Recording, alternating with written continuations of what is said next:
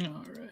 Yeah, what a wild week. It's kind of fitting that like the last few episodes we had that pit bull discourse come about where that gentleman was like, bring as many kids as possible to this like pit bull thing because they're trying to ban the breed in the UK, and now we've got all these recent what's the See, they word? want to ban smoking. Can you believe this crap? I know. Like that's like, first of all, it never works. They want to like increase it to like the age to where you. So what are they going to increase it like in 50 years? Only 50-year-olds can buy cigs. Like it's so We're, stupid. we just Um, we just increased it to 21 here in the US. Are they going to do it in Canada? it's already 21. No, wait, no, I think it's just 19 still. No, but they just what they do is they make it exorbitantly punishing in like regular stores to buy them. So that's why like everybody who's like a heavy smoker, they just go to like the nearby reserve because they can never touch the indigenous tobacco industry. And so Yeah, the you can't government. take away their cigarettes or firewater, kids. Yeah, exactly. Like you can never like tax them out of existence the way they do with like normie shop owners that are run by either like Filipinos or Sikhs. Indians. Yeah, yeah. So it's like Rishi Sunak, like it just isn't that okay? People don't know this, but the British really created the modern cigarette in, well, like most things in the modern world. The British created the high efficiency, but their tobacco was different.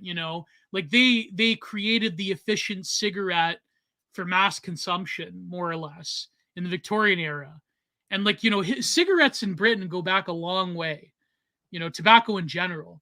And to think that they're just going, you know what I'm going to do? I'm going to light up right now my beautiful American spirit just to dunk on Rishi Sunak. To say like someone like him just like taking that away from people is incredible. Like, I mean, yeah, you could say a precedent. There is precedent for Indian people in Britain, but I'm saying like it's just nanny state managerialism. And people don't know this, but tobacco smokers were the first victims of longhouse safetyism of the modern world. So let me just Yeah, imagine being a 20-year-old cashier carding a 56-year-old, telling him he's not old enough. yeah, yeah. Have you seen that movie, Gio? Thank You for Smoking with Dennis Leary. I think like way back in the day, but that was like about the smoking industry. Yeah, Yeah, because Dennis that's Leary funny. plays as sort of like the propaganda spokesman for Back when he Thank You was for Smoking. based. But But yeah, then like back Dennis Leary became like the template for the irony leftist, but that's another story. But yeah, go ahead, Prude. yeah, Dennis Leary is the proto garbage ape. But I mean, no, it's a good movie, I think. Although I wonder if my like youthful, edgy, transgressive teenage rose-colored glasses are on.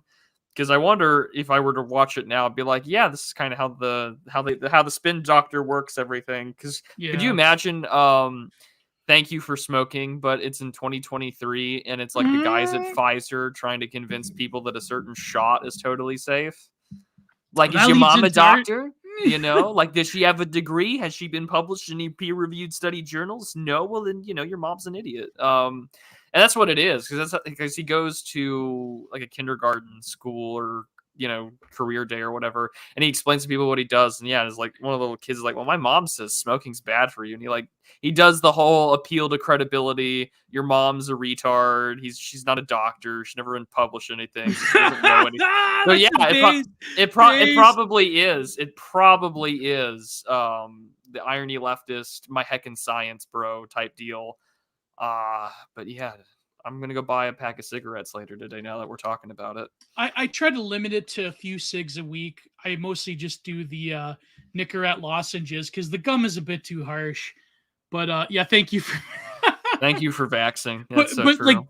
garbage ape is like, I mean, all these irony leftists going insane. I just want to say right off the bat that keep going, people. We're winning. We're winning the culture war. We're winning right now. We're winning because we are relentless and we need to be, and listen, I don't feel the greatest because I have another case of tennis elbow, but like we're really pounding on them to the point where like all of these like old school like old callers of the internet, like that one guy that was part of the albino black sheet animation people, like coming out saying like they're just terrible people, these conservative influencers, and like all these like soy jack, like soy demics and journalists and by like all these like disgusting people that were dunking on people like me for the past 3 years previously, because I, by the way, I think I'm pretty vindicated. I think me and you, Prude, and all the people in the chat, we're pretty vindicated for not taking that certain sacrament the past 3 years. So all these people that were wishing literal, like, redacting upon us, especially here in Canada, now they're going off about how terrible it is to dunk on someone for the consequences of their own ideology. I'm sorry, okay? We are winning because we are relentless. We're memeing, we're mocking them. And by the way, I want to give us, besides Garbage Ape, a special fuck you to John Gans for this moralistic, like shrill tone saying these people they're just bad people, conservatives, and they found an ideology to justify themselves being bad people. Like, oh my god, get a life, bro. Like, I mean, and then people are pointing out the tweets where he's like dunking on Rush Limbaugh dying, and like, sorry, it's just like it's been so. This truly has been a renaissance for content this week. I hate to say, listen, I'm sorry that the guy met his end. It's a Christian thing to say, listen, it's probably bad. It is bad that someone had to meet his end in such a foolish manner. But at the same time, like, you pointed this out, and by the way, one of the greatest tweets out of this came from you, Prude, where you said, no funerals, just vibes. These leftoids, they have no respect for anything. They have no sense of camaraderie. They're making money off of this guy becoming a statistic of their own ideological program. Let me read to you, and listen, I know, Prude, I cut you off, but this is a big rant. Let me read to you a tweet I have ready from our good friend James Kirkpatrick. This is one of the best tweets I ever saw. And this is some guy said, the guy that set up for the Ryan Carson one, not the guy that got stabbed, but the other one, the GoFundMe. Leftists, and this is just James Kirkpatrick, VDare James K. Follow him on Twitter. He's a good friend of ours. Leftists don't have friends. They don't have human relationships. Everything is interpreted in terms of how it relates to an abstract, egalitarian construct that is never and will never exist. They're alienated from the very fundamentals of life and existence. And this is why, when they use that term empathy, that is a depersonalized, therapy speak, kitschified linguistic mechanism that does not denote. I think someone else said this. I think it was JJ or was someone else that we know that said that basically the reason they use words like empathy is because it's a mass sort of like individual social mechanism that takes away from the real familial obligations and feelings such as loyalty, virtues, in-group preference. Like, all of those things are destroyed because now empathy becomes this mass kitschified marker of sentiment for all man, right? Like that guy that got stabbed, I mean, he probably was like, hey man, listen, I know you grew up in a food desert, and I know, I had a tweet about this. I know you grew up in a food desert. I know, like, the socioeconomic factors have made you into this violent beast, but hey, calm down, bro, because we're all human beings, and so everyone has to get a chance to suck like me. But the vile Adam Smith maxim prevented this poor soul, this poor future astronaut, from achieving maximum empathy and stabbing me. Oh my god. Sorry, Purdue, go ahead. I'm having too much fun here. I probably shouldn't. But, the vile Max. By the way, is Matt Kreisman out of his coma yet? Who knows? None of us know. That feels like such old news in the midst of everyone having They say he's getting better, apparently. That's the rumor, but... Well, maybe he will return like a certain senator from Pennsylvania. And maybe one day he'll appear on Chapo Trap House once more in a large, oversized hoodie and some basketball shorts and some Skechers sneakers. And he can talk about the difficulties of being able to process words. Not like he had a difficult time doing that anyways, but he'll be back in due time, I'm sure, on there. Yeah. And he will be the Fetterman of the dirtbag left that everyone will cheer on. That was good content when Fetterman they were like about the shutdown. He's like, "Oh, the Republicans!" Like he was trying to pretend he's like above it.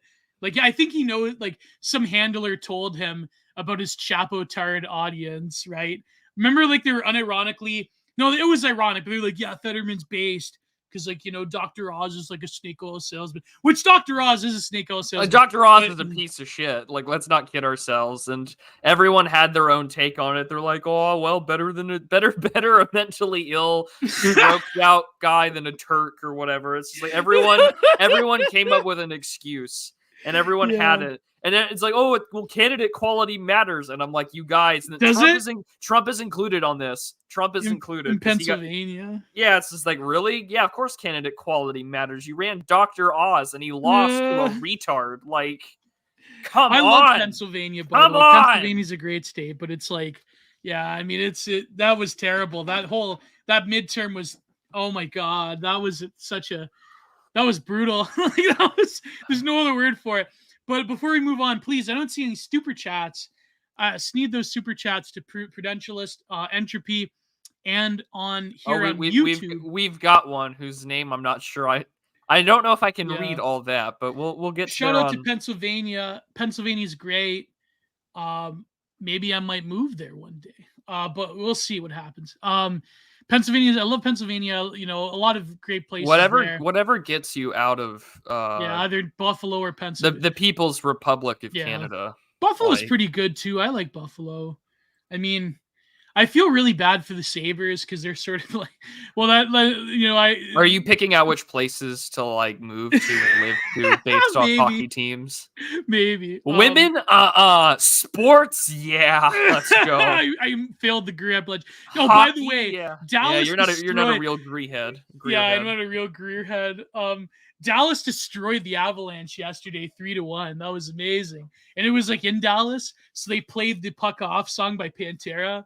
It was incredible. And all you know what I like about, like, they really do it right. Like Dallas and Vegas, they do it like, I think they know about the American audience. So they'll have like cheerleaders and they'll make it like they'll have like tailgate parties and they'll basically have like a football environment, but like translated to hockey. I think that's the way you can win over the American audience when it comes to hockey. You got to create like you have to market it as football culture, but more violent. Well, I mean, hopefully one day, listen, I don't want to wish I want to Fed post about Gary Bettman, but hopefully one day the NHL will realize that, the fighting has to come back. Okay. The enforcers have to come back. But anyways, besides the point, this whole thing recently was crazy.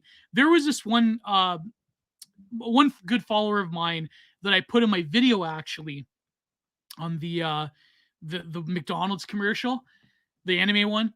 Arian Makima. That feels so old. Yeah, it feels so old. I saw Dave is doing a talk about it later. I think he's having Fritz Imperial on, and don't get me wrong, I like Fritz Imperial, and I like Dave. Dave is one of the few people I try to watch live, but it was just like I saw that the McDonald's advertisement was in the thumbnail for the video, and I was like, oh right, that was the thing. Like, and we both did content on it, and I feel bad for it because it's one of my most well-read pieces on Substack. Kill me, but like, yeah, I mean, it's weird. Seems like 1,000 centuries ago. It does. It feels like 1,000,000 years ago. But I mean, speaking of stabbings, though, I think it's kind of important that prayers and/or power be sent to one of the AFD leaders that was stabbed yesterday. It was not just a stabbing; it was injection with a needle that led to anaphylactic shock. Oh, this was not lefty amateur hour. A leader of a major right-wing political party was stabbed with a needle by two guys. Probably organized Antifa or that One Nation in Eastern I would say, it doesn't even have. Well, even if it's Antifa, what does that mean? It's state sanctioned, right? Like all leftist terrorism is usually state sanctioned. I wonder how many leftoids were gloating over that with the AFD plenty, leader. I'm sure. You know what's funny is that here in Canada, they had this big crisis because Palavra didn't want to denounce these MPs that visited the AFD leadership. Like, are the AFD, are they like actually like Trudeau said, they met with far-right neo-Austrian painters? It's like the AFD is run by a lesbian in a committed relationship with what is she from Sri Lanka? Like like, does it? I don't think that the AFD is like quote they're Austrian unquote. painters. Yeah, I don't think they're like the big bad, evil, like, I don't think that they're the ghost of Adolf that they want them to be so bad, Yeah. but they're simply saying, hey, maybe we shouldn't have civilizational ending immigration, and we could be And, like Poland or Hungary at the very least. But yeah. if you're against that, that's the closest And gateway ticket to getting stabbed with a hypodermic needle. and get this, did you know that by the way, for some reason the German synod for us Catholics, they're like the absolute worst, most libtarded faction of the Catholic Church in Europe, that they called for the excommunication of all AFD members from the Catholic Church. Can you like believe this shit? Like, this is incredible. And here's the thing. Let me get to the Arian Malcolm take. So there was this person that's like some like normie conservative that said that, like, and it had like the Norman Rockwell painting of Four Freedoms, right? That everyone Yeah. memes on. And I told everyone, because I am the art historian of the E-Right. I said, I'm not the only one. Brendan Hurd is another one. I'm one of them. But, people come to me for this shit. So Norman Rockwell is subversive, okay? I told you people that meme isn't going to get you anywhere. So anyways, this Normie Con is saying that I think it's wrong to gloat over someone getting stabbed for having silly beliefs. Arian Makama, a good follower of mine who I put in my video, said that, believing, and I disagree with him. I think there is something to astrology and on some like meta level. Believing in astrology is a silly belief. Believing in, the fake moon landing is a silly belief. Believing, he goes, what else? It wasn't moon landing. It was like, believing in the hollow, not hollow. What's the other one? The flat earth. Yeah. He's like, believing in flat earth is a silly belief. Actively believing in an ideology that calls for the breeding of chaos and the degradation of social order in Western civilization, that is not a silly belief.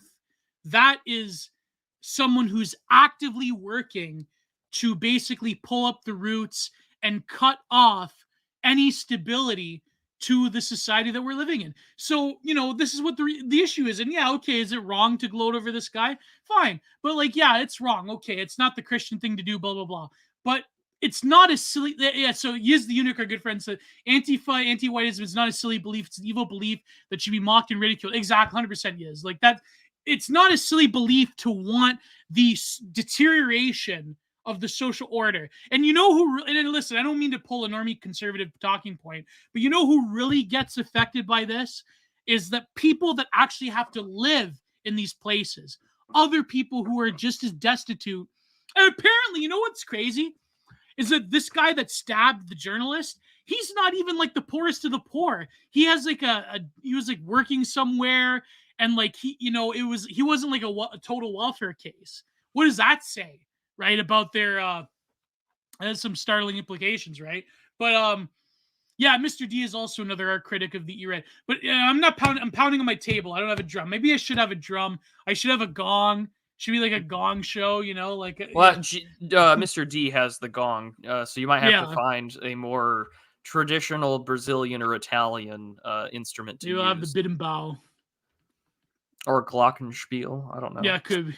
Yeah, it's funny because you know what the bid'em-bow is, right? It's like the string instrument that you beat on it. They make it from like the weaving of tires.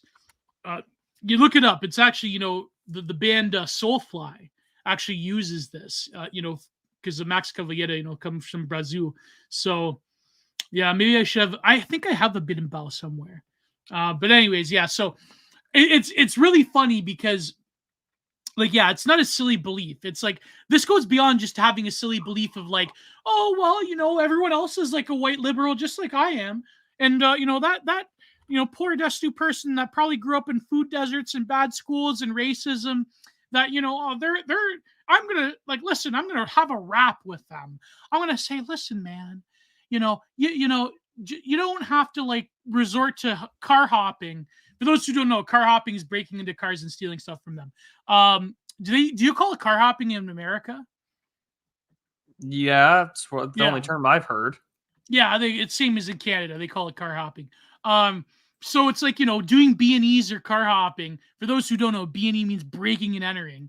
Um, hey man, let's have a rap. I know, like, you shouldn't resort to aggression because I think that you're beautiful. Nobody wanted to be blasted into a body with consciousness out of the universe, and everyone should have just as much of a right to suck as we do. I can't get over that Mike Kreisman speech, man. That was so golden. That was golden content. You know what was even more golden? Is that he called for the redacting of Ross Douthat before he went into that spiel, and they had to cut off that part where he's calling for the redacting of all trad cats. Oh, these people are scum, man. They're so dishonest, to quote Donald Trump. It was funny, and our good friend Julius posted the whole clip where he's calling for the death of like trad cats. Why trad cat? Like half the trad cats go along with this stuff, God. And if Ross Douthat is your interpretation of what a traditional Catholic looks like, then if you're an actual traditional Catholic, you know that you are no friend of Matt Kreisman or the dirtbag left. Man. Oh, good God. I want to see them. It's not wrong for me to call for their death, or at least see them totally humiliated, because they do genuine evil to people, man. They do genuine evil. Like, what tradcath is in the position of government that they do genuine evil? Like, unless you believe that Joe Biden is a secret tradcath, which, I mean, some dopes in the Catholic Church actually do believe this. I hate to say this. Have you seen this take, Prude? I've seen like the irony posting of Biden on the phone lifting weights is just like, yes, Holy Father, like, the wasp has been taken off Fox News or whatever, like I've seen that, but I don't think anyone genuinely believes that like President Biden is a legitimating force for Roman Catholicism in the United States in the same way that like Nancy Pelosi isn't. Like, I was in Trudeau. Well, I was in a workshop the other day, or this is a couple months back. It was in an iconography workshop, and we were doing an icon of the archangels, and one of the things that was one of the classmates that I had with me, she calls herself Catholic, but in name only. And she was just like, I really do think that people, and they're all like Gen Xers or boomers, because she was like 60, and she was just like, well, I really do think that like, Biden and like Nancy Pelosi, they're like a legitimating force and like putting forward a progressive Catholicism that the church needs right now. And like she's like, I really can't be, part of the church, because she's like, my son is gay. And that always brings up uncomfortable questions. So you're like, so who abused your kid? But like, and so the orthos are harder on this question. I guess there are boomers that do believe that. Yeah, there's a lot of gay Catholics, I mean, my mother comes from the country of gay Catholics. I mean, but why would she, like, if you have a gay son and you're going from like Catholicism to Orthodoxy, that's sort of like frying pan into the fire, no? Like, isn't that? Well, no, I mean, her, like the workshop is just more or less anyone can take it. I see. She was just talking about like her situation with the Roman Catholic Church, because like my instructor is a former Catholic turned Orthodox, and it's just like, and she and I both gave each other a look. We're like, all right, Matt, we're not going to talk about politics for the rest of this workshop lest we piss this woman off. You're like, whoo, some like boomer with the gay son. Yeah.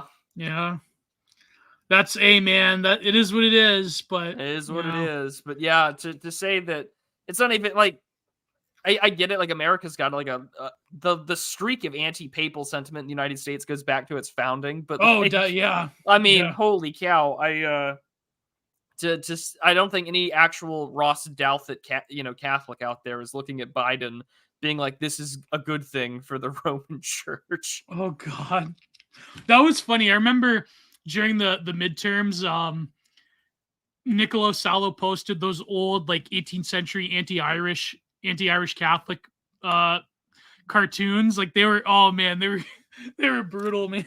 Like, and I'm like, do they have anti-Italian ones? And like, lo and behold, there was a few WASP cartoon anti-Italian comic cartoons. It was funny. But Yeah. yeah, man, like it's, I mean, well, we've talked about that before about Catholicism in America. Um, but no, anyways, I wanted to ask you before we move on to this stabbing thing. Um, what's this thing about McCarthy versus Matt Gaetz? My old man was asking. I'm like, well, I think McCarthy, he like crapped the bed or something. Well, what's your thoughts? What happened, Prude, exactly? I haven't been paying attention to the Speaker of the House thing. Hopefully, Trump becomes Speaker of the House. That would be cool. But someone was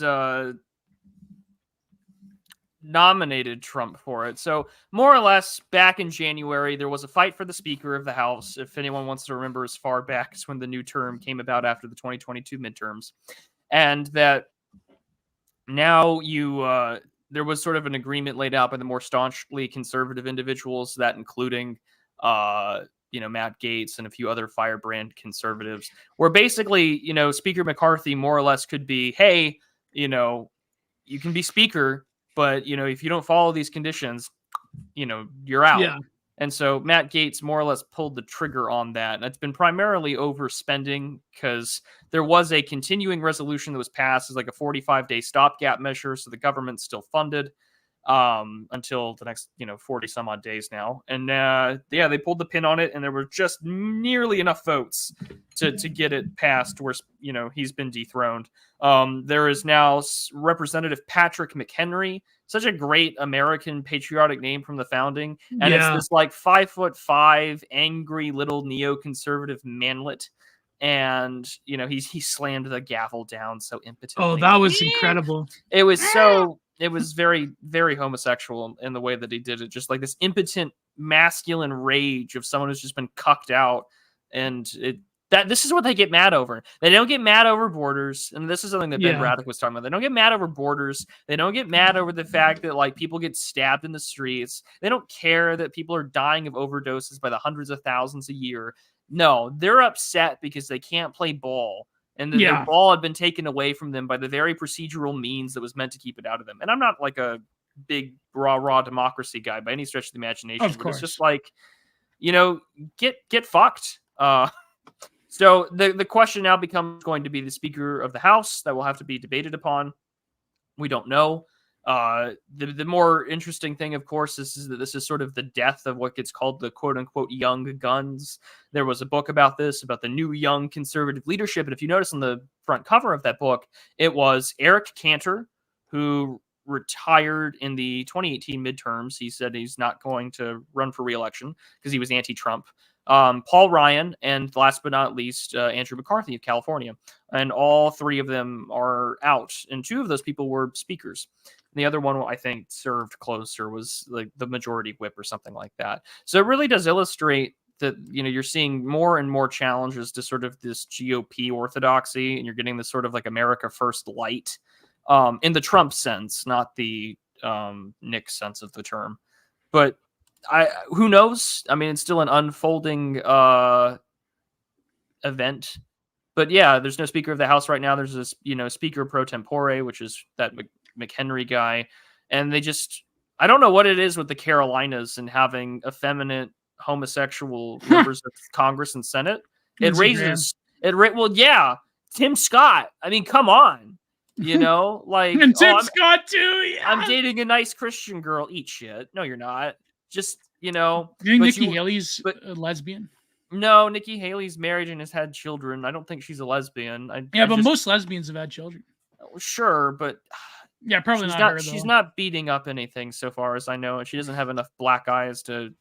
Does she drive a Subaru? We need answers, damn it. But no, did she have a pair of Doc Martens back in 2001? Did she go to Vassar? I don't know. So Nimarata is out and doing her own thing, but it was fun to watch her and fight. Are there Indian lesbians? Oh, I'm sure. Let's not that I'm going to look this up. Yes, Vingel, the most. The Carolinas have got quite a few, and I don't know why. But we'll see. I mean, the Speaker of the House thing is still unfolding. Right now, Congress is still going to be in a shit show anyways, because they still have to debate about the budget. That probably means that we are, unless we get a new speaker in the next 40 days, Gio, which I don't see happening. we're probably going to have a shutdown in the next 40 days. Who But knows? how I did don't know. McCarthy in particular get like deposed? How did this work? Well, they voted to vacate the speakership, and it's a Oh, procedural vote. Um, but we can, I because they mean, want to do a shutdown. well, yes, no. I mean, no one really wants a shutdown. No, but I mean like, hmm. How Yeah, does I this mean, work though? I mean, they vote to not have the Republicans as the Speaker of the House or whatever. so the vote is the motion to vacate, and Okay. this was to vacate the Speaker of the House, and he's now the shortest serving Speaker since the 1870s in the House of Oh, Representatives. So I mean, this is sort of it's those weird historical footnote things, but how it went was that there were more to the right. Matt Gaetz, of course, leading the charge, who's built quite a name and brand for himself, being a more pro-Trump guy. He's got the well-looking haircut. I think it's to sort of cover up the Norwood, how high up it goes. But mm-hmm. now that they're going to have to vote for a new one. But the issue always is like, you're going to be in charge, but we're not going to. You can be in charge, McCarthy, but don't play games with Democrats to stay in power. Oh my And more God. importantly, answer our concerns and obey the concessions of the deal. To He was which doing Gate, footsie with the Democrats. Is that what he was doing? well, who doesn't, But Mm. um, the vote came down to two, with 11 Republicans tabling. I'm trying to read through the report here. So yeah, the House opened for debate. Chaos as Speaker McCarthy is what Representative Gaetz of Florida had said. He was criticizing the debt deal that came out, trying to avoid a government shutdown. This was really all focused about the fact that America, over like a very short period of time, it went from like 33 trillion to 35 trillion in a matter of months. And Yeah. we've spent an unhealthy and ungodly amount of money on COVID alone. Like, I think our friend Lou Templar made a good graph about this. It's like we spent close to $5 trillion on all things related to COVID, Whoa. including bailouts and stuff. And Oh, so of that means course. all the Ukrainian aid is a drop in the bucket, but we're not ever going to get a referendum, I think, on the coup anytime soon. And so Nobody's going to pay for that. well, no one's going to pay for $35 trillion in debt either. Like, There's stuff I can't say on we had YouTube when it comes we to had that budget era. surpluses in the 1990s, and like, I get it. Yeah. Christopher Caldwell wrote a good article about this in First Things. You can listen to it on Skeptical Waves' channel. But in 30 years, from budget surpluses to $35 trillion in debt, this stuff does matter. Like, if you want to Yeah. have a functioning government, unless you're like a collapsitarian and you want it to die, like, Oh that's yeah. totally cool Doomsday too. optimism. If you're a doomer optimist, I totally understand. I respect that.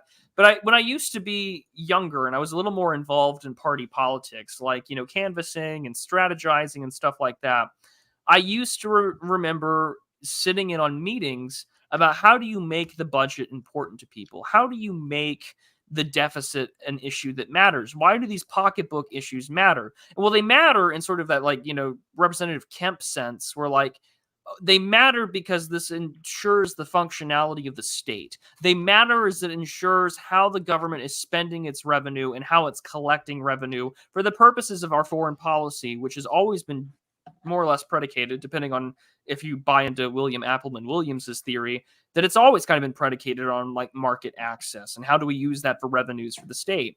And so now you're in this weird position where, none of this really matters anymore because we're all kind of caught up in the culture war nonsense. And it's not nonsense, but that's how you get those Asa Hutchinson assholes that will tell you, well, let's talk about the issues that matter. And it's like, well, castrating children and making sure that, like, shit libs getting stabbed in the street, those things are kind of important issues. Yeah. Those aren't, I'm sorry that you want to talk about the budget or killing more Ukrainians, but there are other things that matter at home.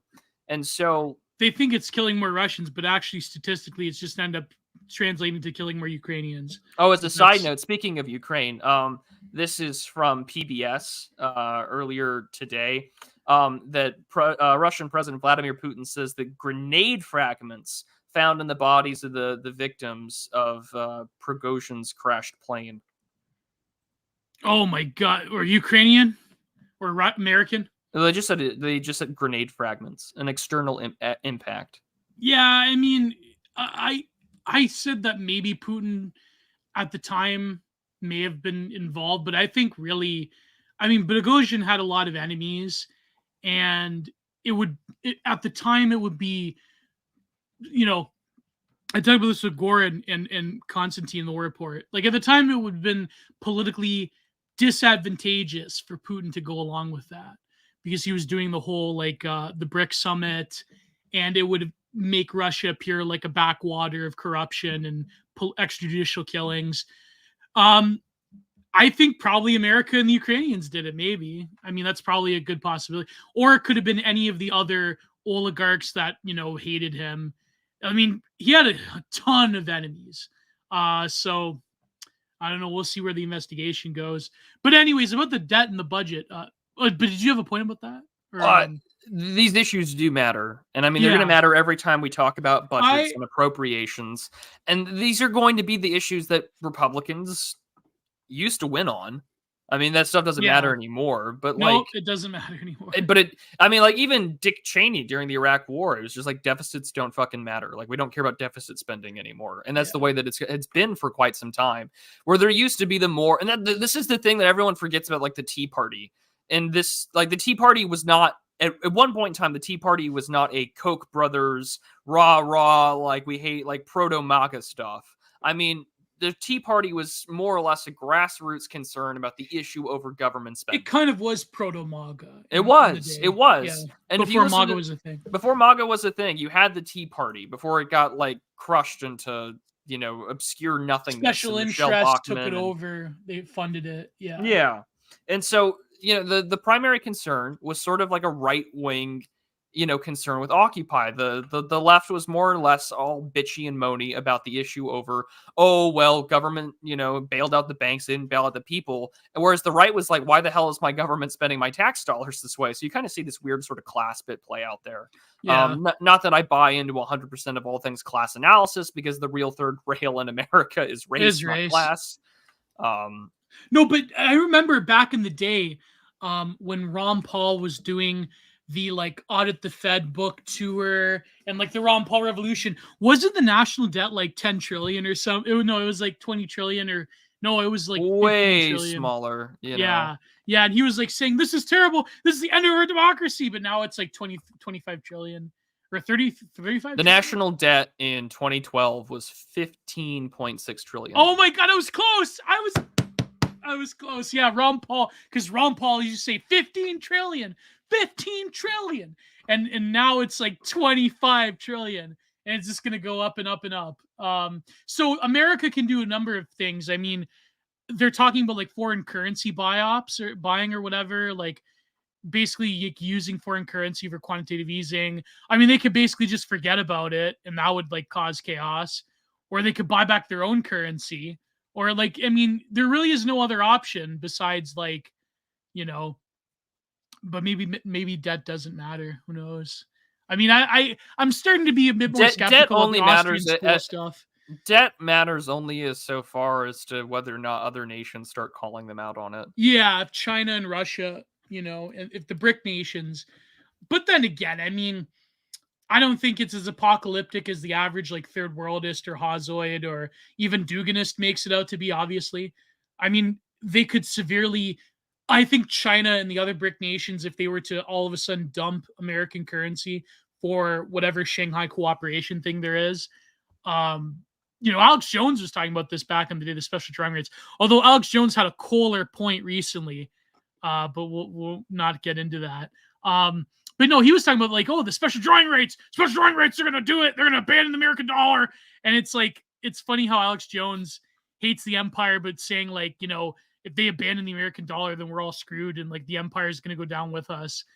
So it's kind of funny how like, the sort of like Ron Paul libertarian Austrian school economics that intersected with the conspiracy movement back in the day. It's funny how that like panned out, how actually Alex Jones is like, defending the empire in like a subtle way, in the sense of like, oh, if they dump our currency, it's over. I think it's good. Yeah, it's over. But I think like they could make a huge dent in the American empire. I as much as I want to believe in the based BRICS, that's not a reality. They will make a huge dent. But I think if the Chinese and the Russians and the Indians, if they all of a sudden started to dump American currency for whatever special drawing rights or whatever, yuan backed whatever. Um, I don't think it'll be total apocalypse. I think that's like a libertarian Austrian school fantasy. But also, like, I don't know, before I forget, this is bothering me. Tulpa Court in the comments, is that the Tennessee flag that he's gotten? Is that the Tennessee with the 3 stars? Is that Tennessee? I'm pretty sure. Yeah, I think it is. Yeah, I like it's the Tennessee Tennessee. flag, man. I like that design. It's a good flag. I like Texas's flag. Texas, I mean, do you know Ohio's? Oh, I think It's a pennant. It is? Yeah, it's not the traditional flag shape. It's like a baseball pennant. Oh. Oh my god, that's crazy. Yeah, let me go get you a. There we go. The Texas flag needs like how in like African countries they have like a AK-47 on the Texas should have like an AR-15 in the front. Whoa! Yeah, that's a good one, man. I like that one. A swallow-tailed birdgie, unlike the regular rectangular shape. There you go. But yeah, that's the Ohio flag. I like the Ohio flag. That's great. Yeah, I tried to warn you, said Ron Paul. Yep, sure did. So did his son. Yep. So did his son. New Mexico has a good flag. That's a good flag. Do they though? I mean, what's the Cascadian one? What state with the tree? Cascadia isn't Cascadia is that sort of region that they kind of want to turn into a state where it's just got 3 stripes, but I think it's Washington State. But it's got like the pine tree on it. No, it's not. Not pine. It's not pine. It's what tree is that in the Cascadian flag? I should know this. As a landscape painter, I should know this. Could not tell you. Yeah, it's a good flag. What other American state has a good flag? I like how we've gone totally off the rails. Yeah, I know. Flags. I actually like DC's, but I mean, one in DC, yeah, it's a Douglas fir. Thank you, sir. A Douglas fir. There you go. Yeah, Douglas fir. That's a good one. Yeah. I'm trying to think of what Canada, like which Canadian provinces have flags of Canadian provinces. I mean, Quebec is iconic, obviously, with the fleur de lis, but I like Nova Scotia's. Yeah, Nova Scotia's got a good one.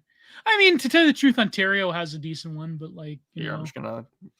All right, kids. Pull up the Nova Scotia one. You're gonna tell us which are the best Canadian province flags there are right now. There's only 11. There's only 11. Those are your choices. I like New Brunswick. Yeah, New Brunswick.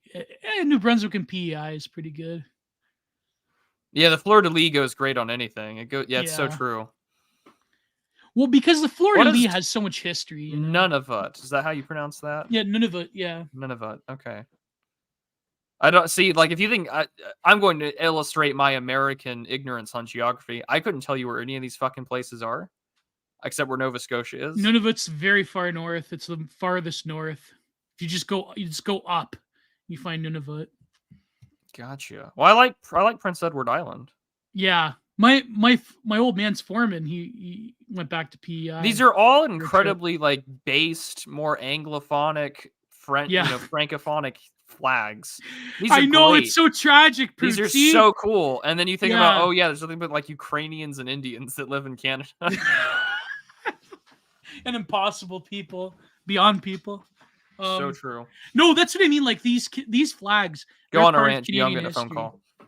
Oh, yeah. No. So, yeah, these flags are part of Canadian history. I mean, this is what's so tragic about it is that, you have, you have so much history between the Francophone and Anglophone Canada. I mean, these are all indicative of a lot of the trailblazing that has been done by the British and the French. And I mean, even Nova Scotia, that clearly has a lot of Scottish, roots. And it's like, Saskatchewan, of course, with the poppy. This is a tragic thing about it. Did you know, the Ontario flag comes the closest to the original Dominion flag, and I believe so. And they want, can you believe this? They want to say that the original Canadian Dominion flag is a hate symbol. Like this, the Canadian Anti-Hate Alliance, created by. So let me give you a little history. Bernie Farber was part of the anti-defamation, like the equivalent of the ADL in Canada, but then he founded the Canadian Anti-Hate Alliance, and he's trying to, Con yeah, con. gay. These people are like they're like very low very low grade. Like they make American Antifa look downright professional, which they are. But they want to say that the original Dominion flag, which is close to the Ontario and the Manitoba flag, that's a hate symbol because because certain people during the truckers with their fake it's like a meme, the Staglon thing. They want to say it's like a real hate movement or whatever, even though like who's that guy, Jeremy McKenzie? He's like, it's just a meme. But they want to say that the original Dominion flag that was handed to us by the British, that was like a hate symbol. Because like, if I had a Dominion, I think I actually do have a Dominion flag. But if it was like in the background, they would like say that it's a hate symbol. Like that's like saying that the original American Union, the circular one, what's it called? The Union Jack? Not the Union Jack. What? The one with like the 13, like the circular. Yeah, the 13 colonies. What's it called? They have a name for it. Like the Betsy Ross flag. The Betsy Ross flag. Yeah, that's like saying the Betsy Ross flag is a hate symbol. Which I mean, maybe they do nowadays. Do they say that? I'm pretty sure they do. How is it a hate symbol? It's a 13. In the same way they think the Gadsden flag one is. Yeah. I have a Gadsden flag in my room. Maybe that was from Oh, they do say, yeah. Thank you, Connor. According to the FBI, it is a hate symbol. How is it? It's part of America. It's not okay. It's not rocket science, kids. They hate white people and the people that've been here since the beginning. No, but the thing is, though, okay, you can say that. I don't agree with this interpretation. I don't agree with banning it, but you could say that like the Confederate flag, it's like, oh, it's tied to slavery. But like the Betsy Ross, like the 13 colonies flag is a hate symbol. That's the founding of America right there. Like it's incredible. How did they justify that? It's like saying that the Dominion flag in Canada is a hate symbol. It's like, and these libtards, and you know what really I think that's why boomer liberals are the most despicable kind, because they are old enough to remember a different world, but they go along with it. These boomer libtards in Canada, the boomer leaf lib, they have the jab in their bio and the Ukrainian flag. They say that the Dominion flag is a hate symbol. You went to fucking elementary school when they had the Dominion flag on the flagpole. If you were in Anglophone Canada, it's like now you're going to say it's a hate symbol. Well, whatever makes them feel good. Like the power of social agreeability cannot be understated in this situation. True. Like anything that makes them feel good. Yeah. No, but just for the record, I don't say that you shouldn't ban the rebel flag either. I mean, but I'm just saying it's probably easier to tie it to, well, that's what Nikki Haley did. She got rid of it. Yeah. You know what's funny? That was like during 2013. I remember when they had the gay marriage thing. What's the gay marriage one? Obergefell? Is that what it's called? Obergefell v. Hodges. Yeah, V. Hodges. Yeah. They had like this cartoon, I remember, that all these like libtards on Twitter would share, where and on Facebook, where it was like there was a flagpole where they lowered the Confederate flag and they put up the rainbow flag, but it was like the old rainbow flag, not the new one, the trans inclusive one. Oh, yeah. They like lower the flag. Hey, look, it's the Tories, it's the Republicans. Look, they're it's down with the old, up with the new gay, If you could like find this image, I think it was Matt Boers or it was someone like that, or it was like that fucking piece of shit in the Washington Post, that one guy where he's like a cartoon of like lowering the Confederate flag while raising the pride flag. Like that's just like that's America, man. Like there you go. Like that's the new America. That's Obama's America. Obama's America. Right there. One big ass mistake, America. Here we are. Nimrada's North Carolina. I think it was South Carolina. South Carolina, yeah. Why can't, man, I'm so pissed. I mean, Nimrod is a great name. It's a good Indian name. Why shouldn't, I know she had to anglify it for the. Well, it's like, it was like that Trump tweet. Why is Jon Stewart, why does he go by that name when he's so proud of being John Leibowitz? And Rick Sanchez got fired from CNN, so he became like a third world socialist at Russia Today.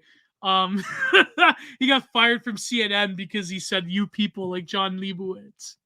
That was pretty based. Oh man, Woo! woo!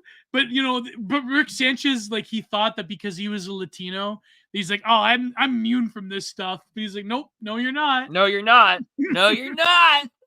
No, Doesn't matter if your family wasn't there during the war. You're gonna bow down and worship it. His family was probably there during the Mexico,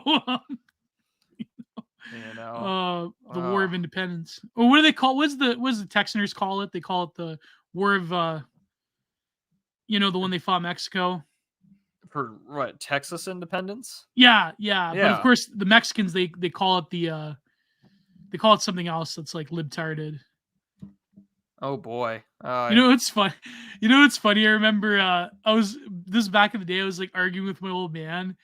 He goes, "Oh, come on, man! They just took it. It was Mexico." I go, "Really though? Don't say that to a Texaner. Like they earned their right, Like and then he came around. Yeah, it was such a desolately populated area that the Empire of Mexico invited, people to settle there that weren't.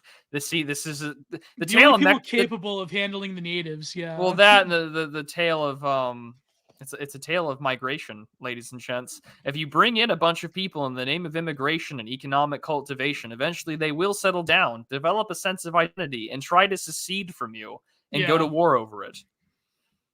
Kind of like Mexico now. Yeah, kind of like Mexico. It's not even Mexico anymore. It's like the other people from Guatemala. It's Guatemala. It's like Chad. It's Ethiopia. Like, what on earth? Venezuela. Because Colombia, they like get out. But remember, if you're a rich kid, if you're the son of a rich man in Venezuela, you too can get a job as a rent boy for the Daily Wire. It's that easy. That story was you just got to talk about how much you love Reagan. Yeah. Well, Reagan loved those buy the Pillow Son and think of Ronnie Reagan, and you can work for the Daily Wire. Do they hand out the My Pillows as like a corporate thing probably in the Daily Wire? I don't think they hate Mike Lindell. Why would they hate Mike Lindell? Why would Mike Lindell is like, the quote unquote he's a election, he's a Trumper guy and he's a quote unquote election denier. There's no way that like, we narrowly lost in 2020. Ben Shapiro is gonna, be pro Mike Lindell. Yeah. Did you I had a Garbage Ape tweet to dunk on where he said that I'm not even gonna read it out loud, but he said like they're laughing at Democrats, but Democrats could never get their policies run through. Like, like, what level of reality are you living in where you say that the Democrats can never get their soft on crime policies ran through? Like that just shows the painful soillennialism, because all these like Chapo people, they believe that they're like still in like 1990s Bill Clinton super predator crime bill version of America Democrat Party. I wish. I wish, man. I would like. Can you imagine like Hillary Clinton calling them super predators? Like that's the thing. Like it's we live in the part. It's different. But yeah, so we were talking about the filibuster. Do you think the government's going to shut down? I know someone asked in the comments. It'll probably shut down. Someone asked, is this good for dissidents? I don't think the government, I don't think it really, because I remember when the government shut down before. The government not doing anything that could further hurt good. The American people is probably a good thing. Do you know that? Do you remember that line in Lord of War where Ethan Hawke, the Interpol agent, he goes to Nicolas Cage, he goes, I can keep you legally for 24 hours here, but one day that you're not selling guns to someone is one day that a child gets to live. And that's why I'm keeping you here. So it's like the one day that the American government doesn't get to do anything is the one day that like someone doesn't have to live in more misery and poverty and moral degradation. So it's like, but no, I mean, the shutdown is not going to do anything. You know what? They should have like an actual shutdown kind of like how they did in Iraq with the anti-Ba'athist policies, where they just like fired everybody and like Iraq descended into like lawless chaos. That's what they should do. They should just like for during the shutdown, just like suspend all government employees from like the trash man to the cop to like the DMV worker, and then just like let America heal. Let the purge commence. Let America heal. Oh boy, wouldn't that be something? just no more government activity. It's Yeah, 2 weeks to slow the Fed. 2 weeks. Can you And then, imagine it? and then as everyone starts feeling a little bit better about themselves, realizing they don't need, a permit to cut hair, they're like, huh, nature is healing. The Feds are the virus. The purge me can just do drunk driving.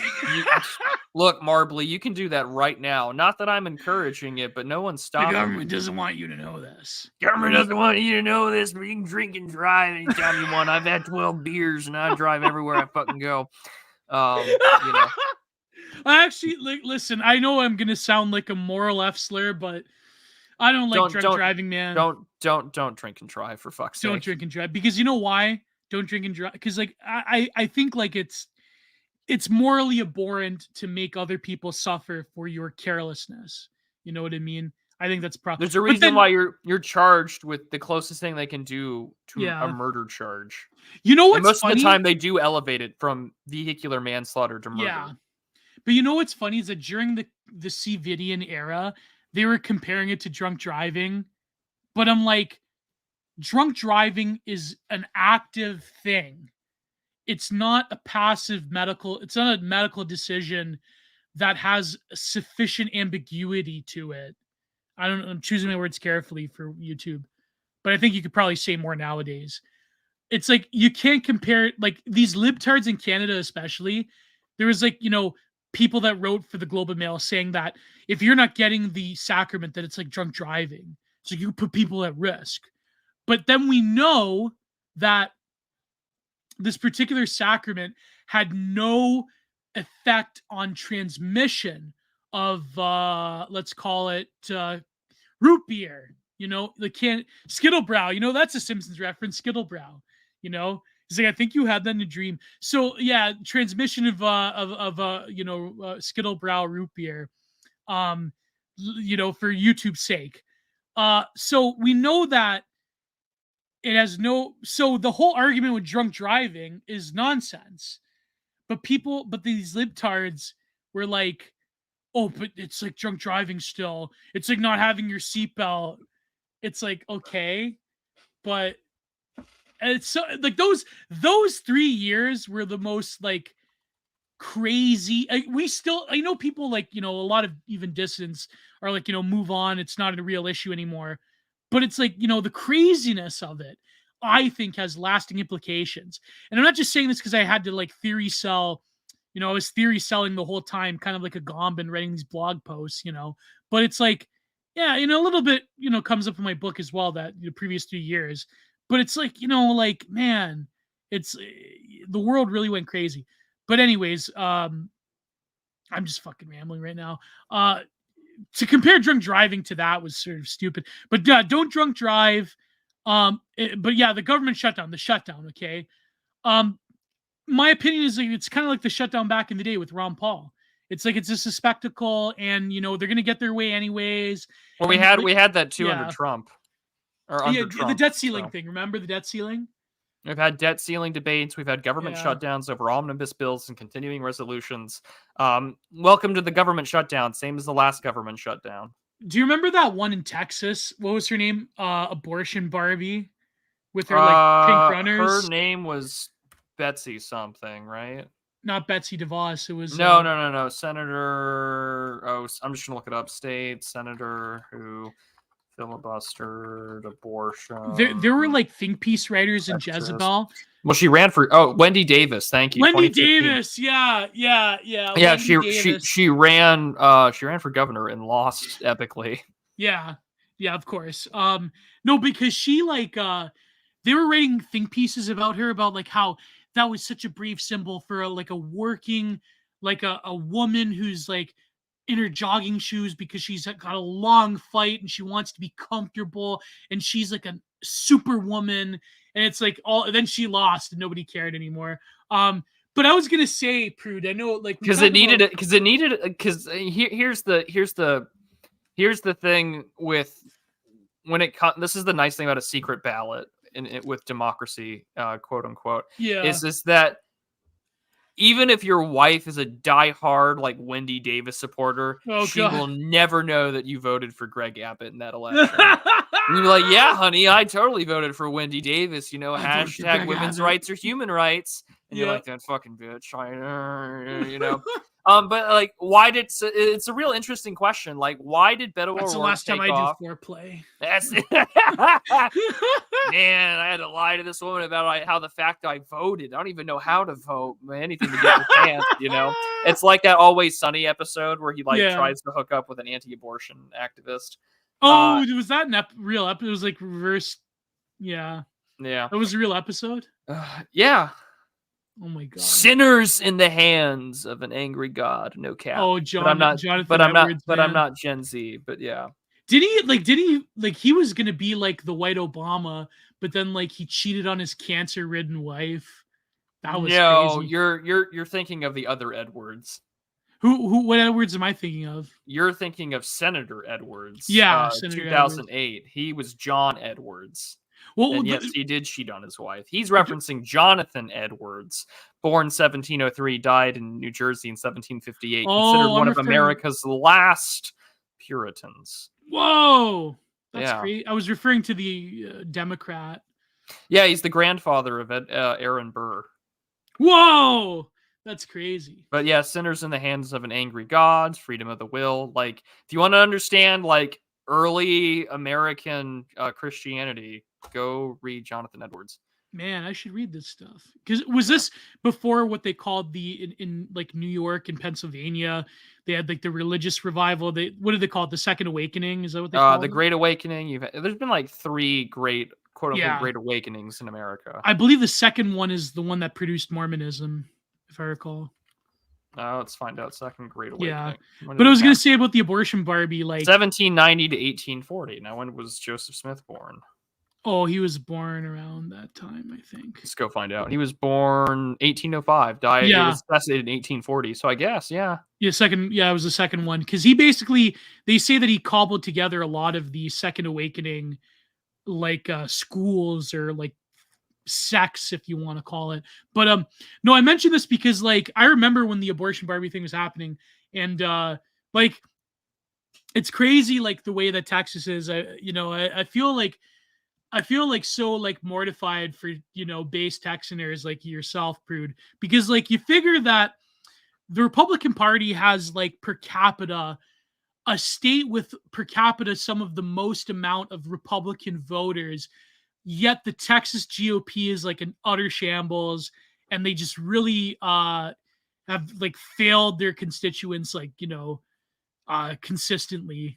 So it's like, I don't understand how you could have like some of the most amount of like Republicans anywhere in America, but you have like such a shitty GOP. Well, there are probably more Texans, or there are probably more Republicans in California than there are in Texas at this rate. Yeah, but if you want to go by like raw like sure.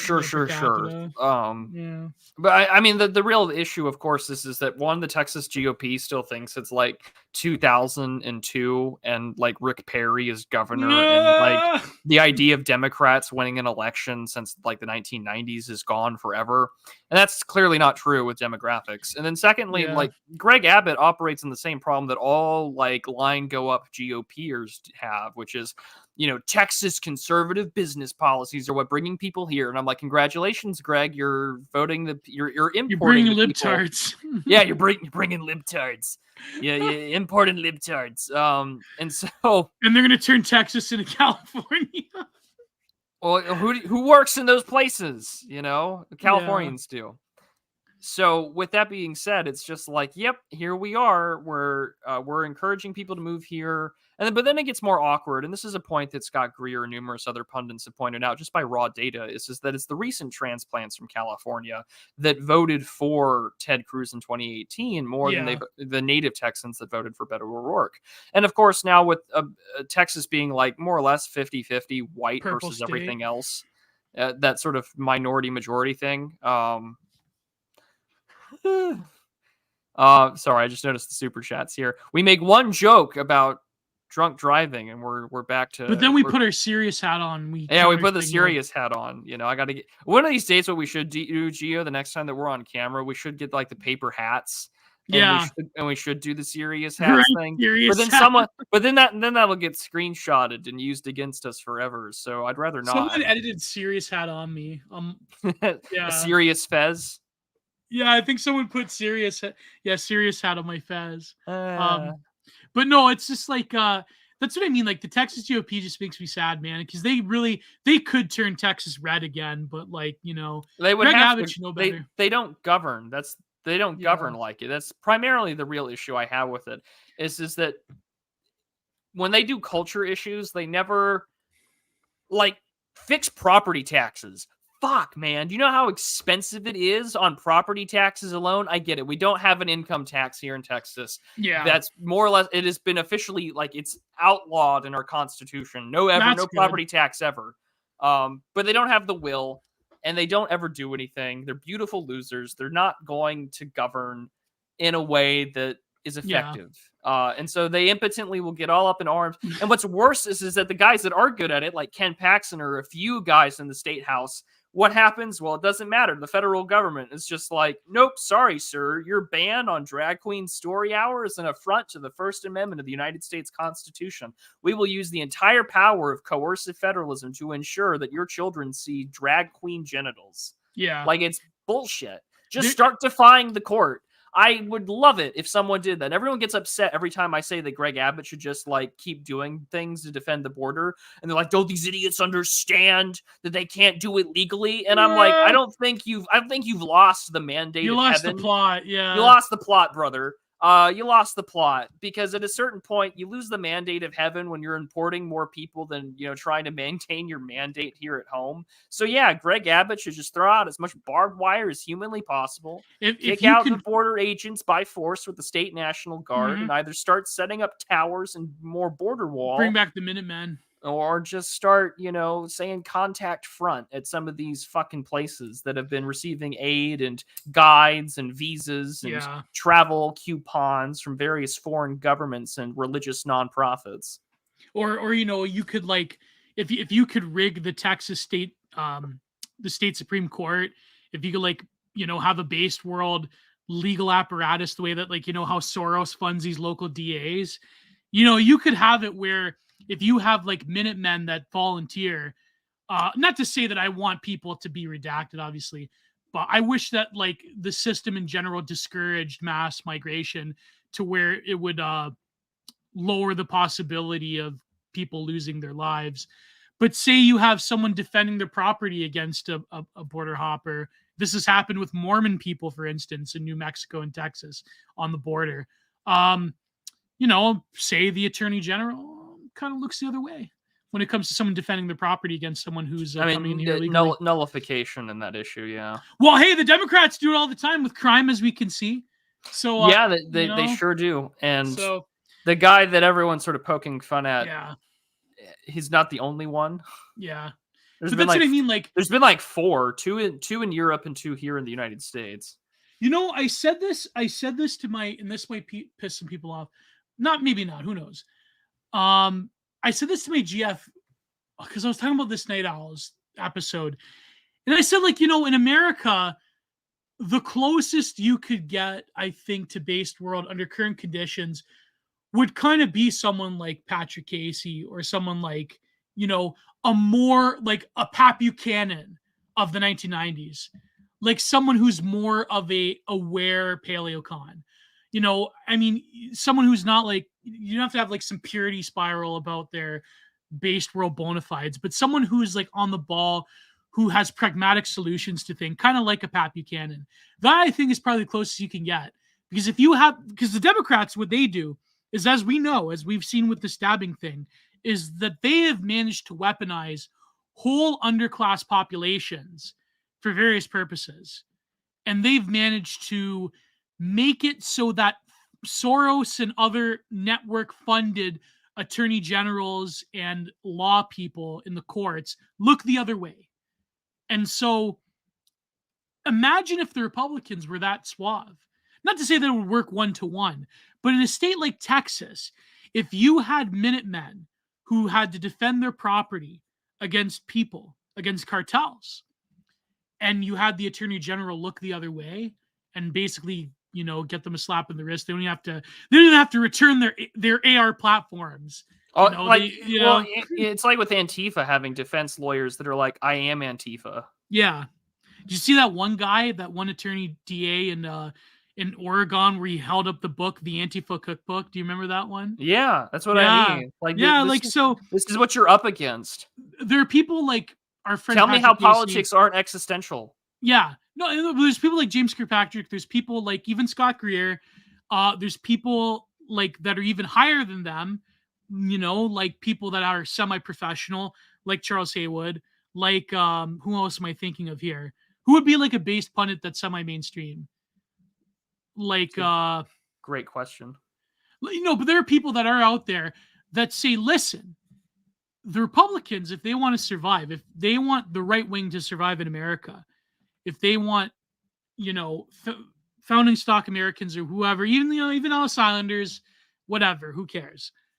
If you want the American way of life to have some carrying forth into the future, then you have to think pragmatically. And, you have to use similar tactics.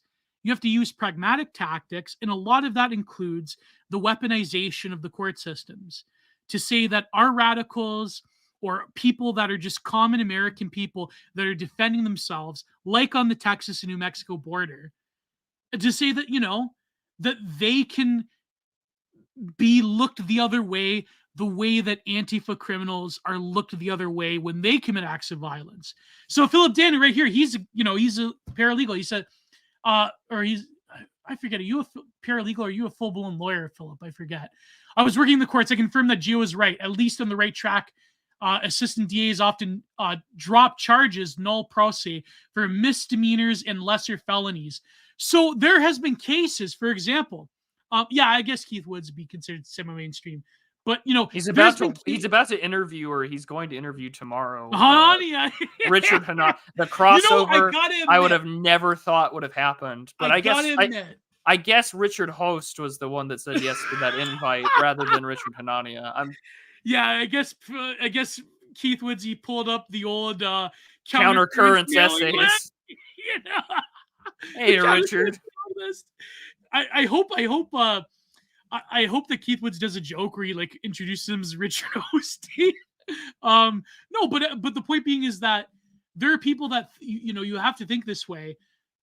Like, for example, okay, like Hanania, I got to give it to him. As much as I don't like him, as much as I think that he's probably like, an unironic neoliberal, he had a great take that he was getting ratio. The libtards that go after him, they were like jumping on it, but he did have a good take about the whole the stabbing thing. He's like, libs, they got to realize, like, they're just as much a threat. They're just as much as risk as anyone else. It's like, that's why we're dunking on him. But I wanted to read to you, I posted this on Telegram. I retweeted it by my good friend. Now, his name is Salo Symposium on Twitter. But if you go to his YouTube channel, it's Sunwound on YouTube. He's a great indie filmmaker. He's Egyptian. He has a Patreon now where actually I believe you can watch his indie film that he did. But he does a lot of stuff similar to the style of Nobody TM. But he had this great take recently. Salo Symposium on Twitter. Modern conservatism is hilarious because it's essentially infiltrated by various forms of virtue signaling that perform compassion with the subconscious goal of making oneself righteous without actively participating in righteousness, a world of moral slavery. And so all of these contards who have been counter signaling, dunking on that journalist or that other the other Antifa woman or the other journalist, or you lose track of them, right? They're participating in a fake moralist order that doesn't have any bearing on actual real world politics in terms of the existential threat that is facing America and the rest of the world by virtue. I mean, the Mm. Western world. They participate in this moral inflationary supply when in reality, when it comes to actually performing the dirty business of politics, they're like, well, I'm morally pure and I'm a good loser. And you Yeah, people, they pull a Pontius Pilate. You know, they just yeah, wash their hands. exactly. That's it. Um, yeah, no, but that's what I mean. Like, so Philip Daniels said Freddie DeBoer published a piece on his Substack recently about how privilege checking exercises can exact on expression of fake moralist order you described. Well, I talk about fake moralism in my book as like I call it the hypermoralization of politics. When it comes to the work of art in particular. But that's the thing. Like, that's such a great take because they want to perform a form of moral righteousness when in actuality going along with their left flank that is in every stretch of the word basically punishing the average citizen for the crime of existing in America. Like, this is what it is. And listen, the reason we're dunking on this Antifa journalist is because you know what you should have done in that situation in that part of New York. It's New York, right? The stabbing. Yeah. Yeah. You know what you should have done when you saw that guy car hopping?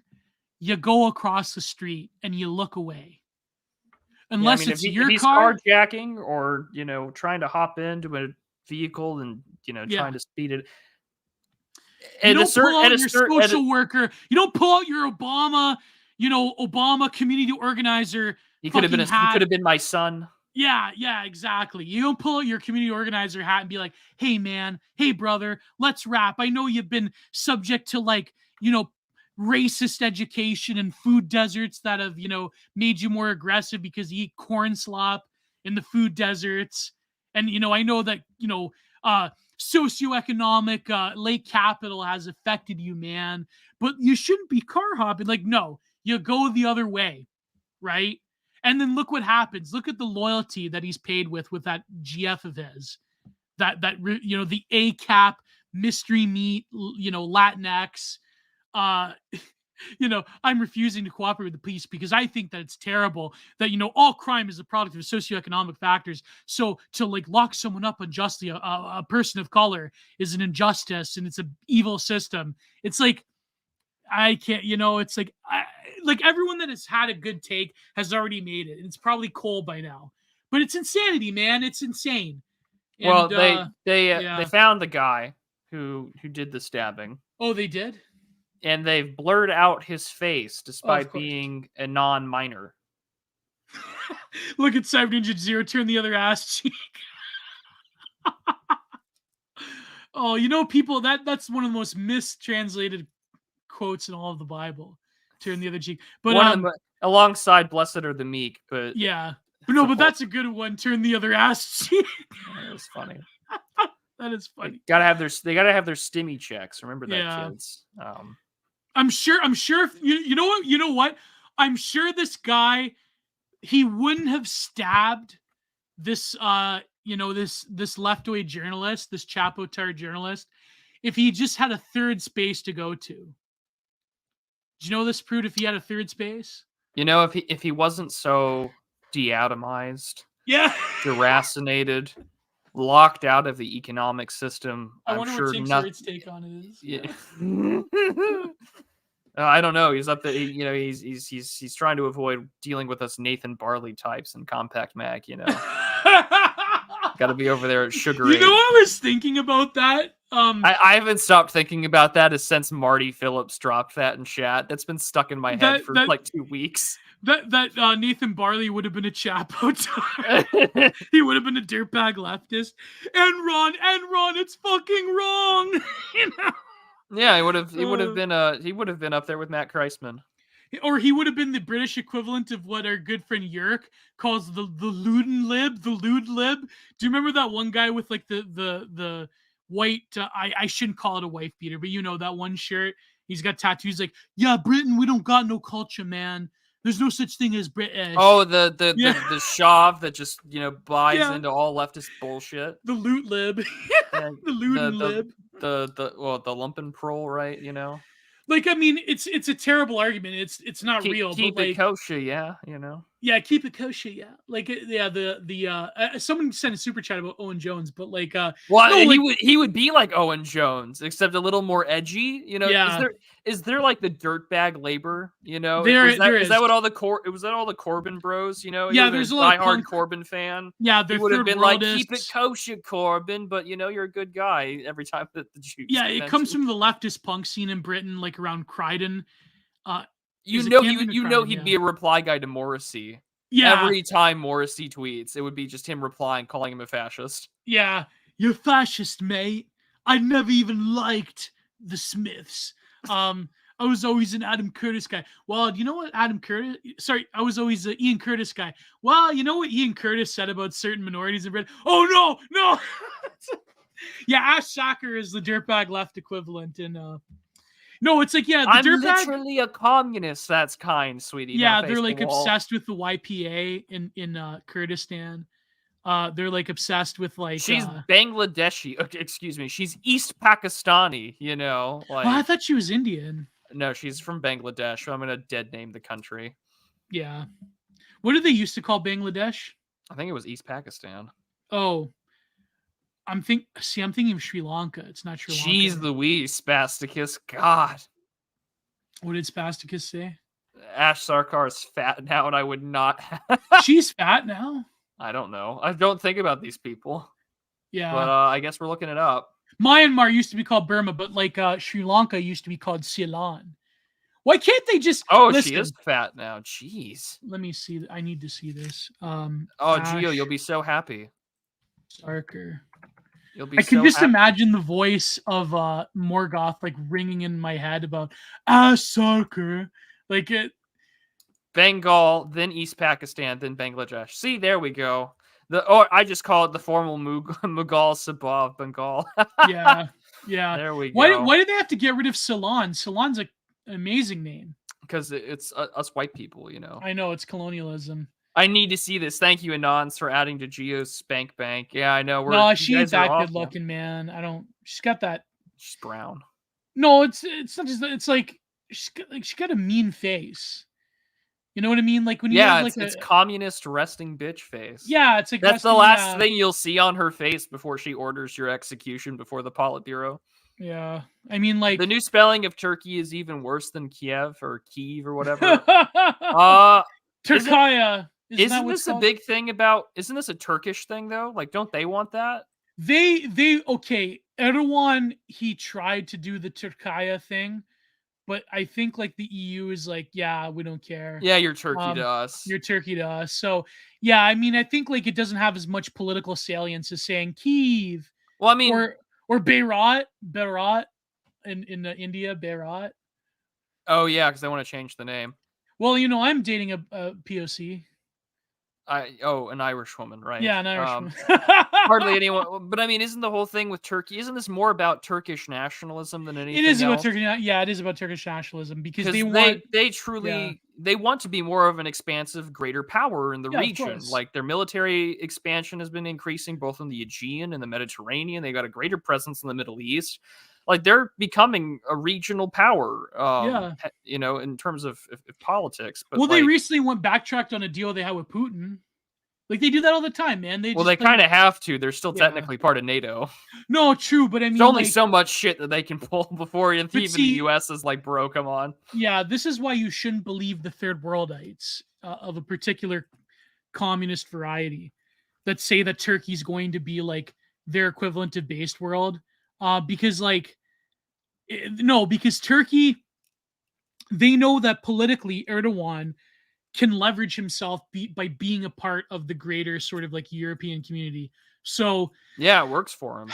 He's never going to like fully sign unless the Chinese and the Russia, like, okay, I can imagine Russia, if they don't freeze the conflict and Russia deals whatever decisive blow to Ukraine, which I believe will be the only decisive blow I could think of would be if they call up another million troops. If they call up basically 1 million troops, they have to take Nikolaev first. But if they take Odessa, They don't even have to take Kiev. I think if they have control over a significant part of the Black Sea by taking Odessa, if the Ukrainian army truly is as depleted as they say it is, as even Western media says it is, then I think Turkey would probably play ball more with Putler.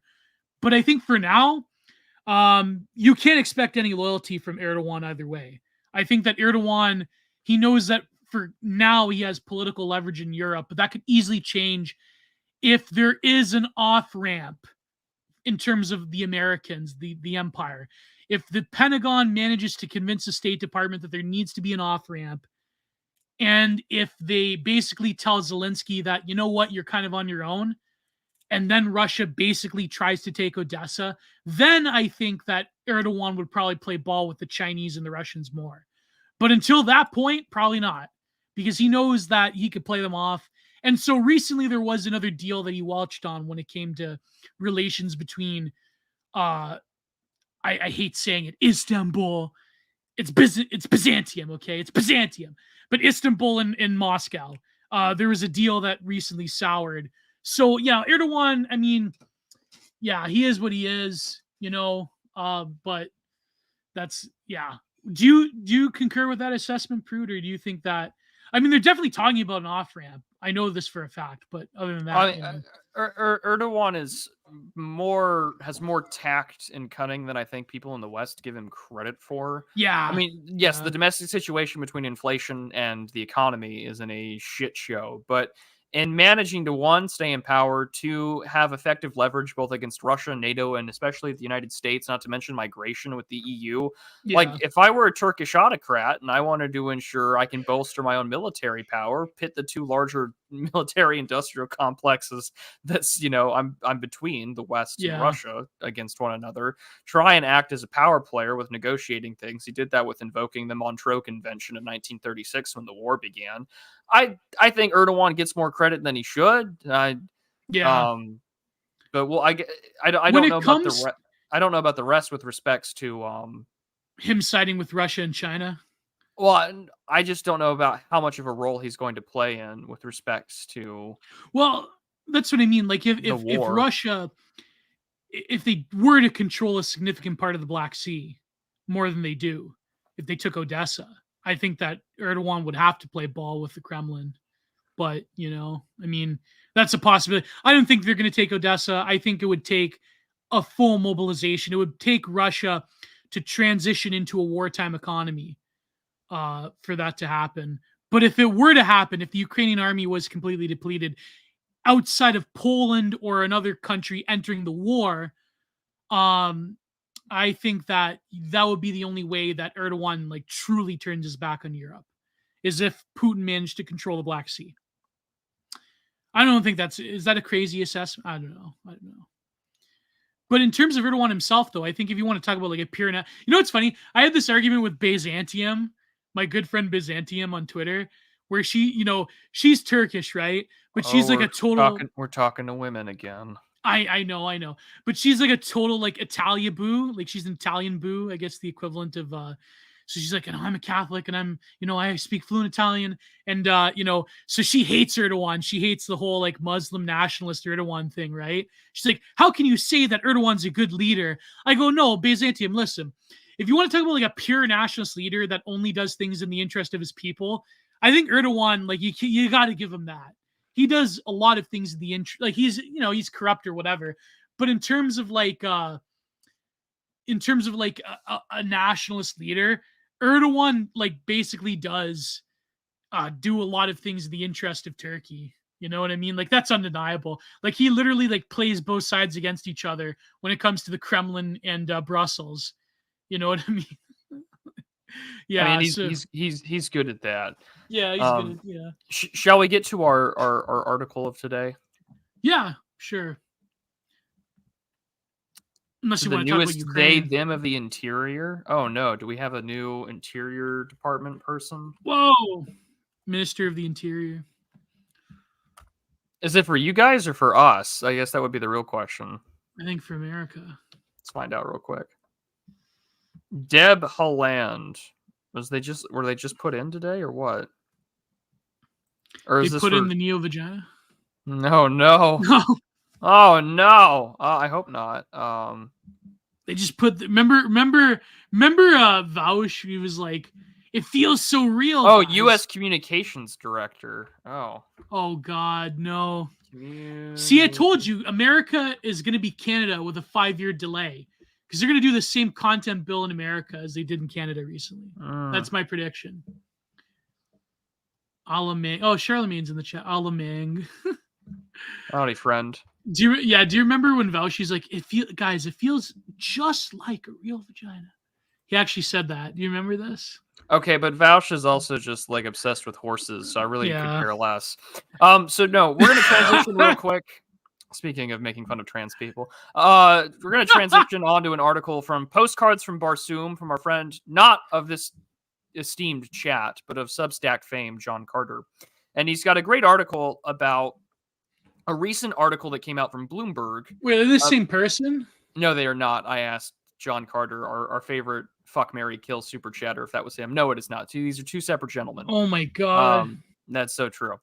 But he was talking about the Bloomberg report that said that the S&P, I think it was 100, basically 96% of all jobs since 2021 went, or 94% of all jobs went to everyone but white people. Yeah. So we're gonna read this, and this is from Postcards from Barsoom on Substack. You should read his stuff. He's a fantastic writer. Yeah, this is a good article. And if you think that the New Right Post is great for Twitter, John Carter does the same with all the Substacker guys. So he's fantastic. I mean, there are parts near the end of this article that I kind of disagree with, but we'll get. Well, we can get into it. Yeah. It's not a terribly long read. Yeah. But so if no one's hiring white guys, what are they doing with themselves? Thoughts on the recent Bloomberg report that only 6% of the S&P 100's new hires are white. So over the last year, several readers have noted that they've been having trouble finding work for quite some time. This is despite the unemployment rate being supposedly low due to a shortage of workers. The one thing that all these anecdotal reports have in common is that they come from white guys. Given the ideological psychosis that has gripped the Western world for the past decade, it is the natural conclusion to draw from this that white men are being systematically discriminated against by the plump ladies in HR. Proving this in any individual case is essentially impossible.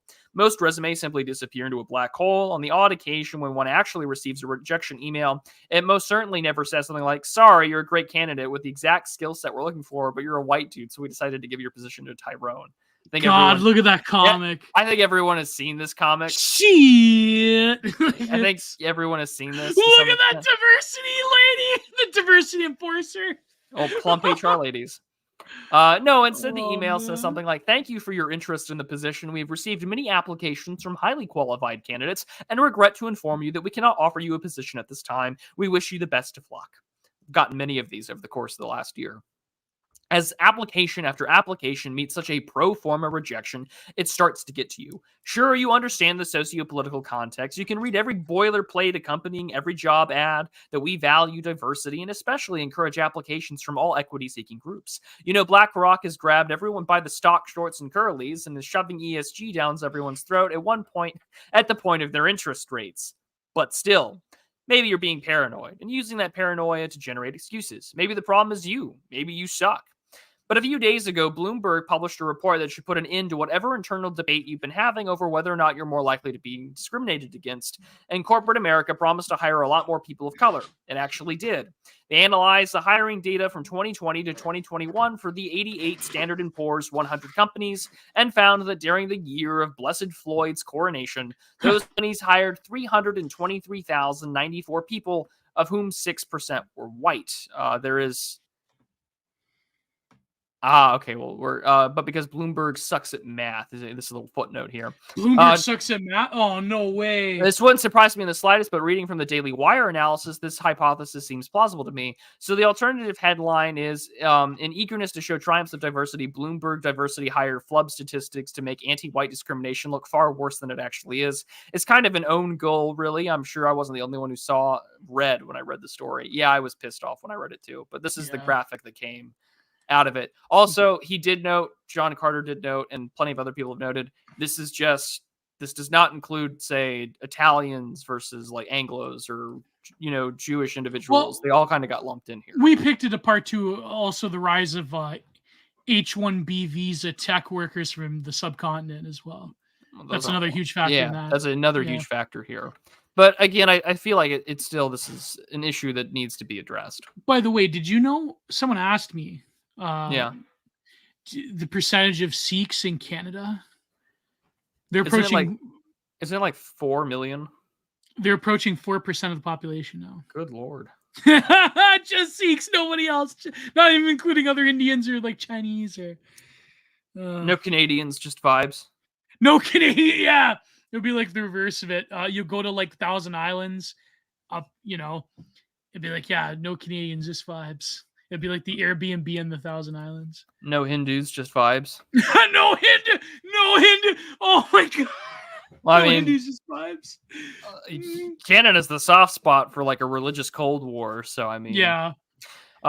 When the hiring numbers are disaggregated into more specific ethno-racial categories, the big winners were Hispanics and Asians, respectively comprising 40 and 22% of new hires. See, I knew I was right. Relative to their respective 18.9% and 7% fractions of the population.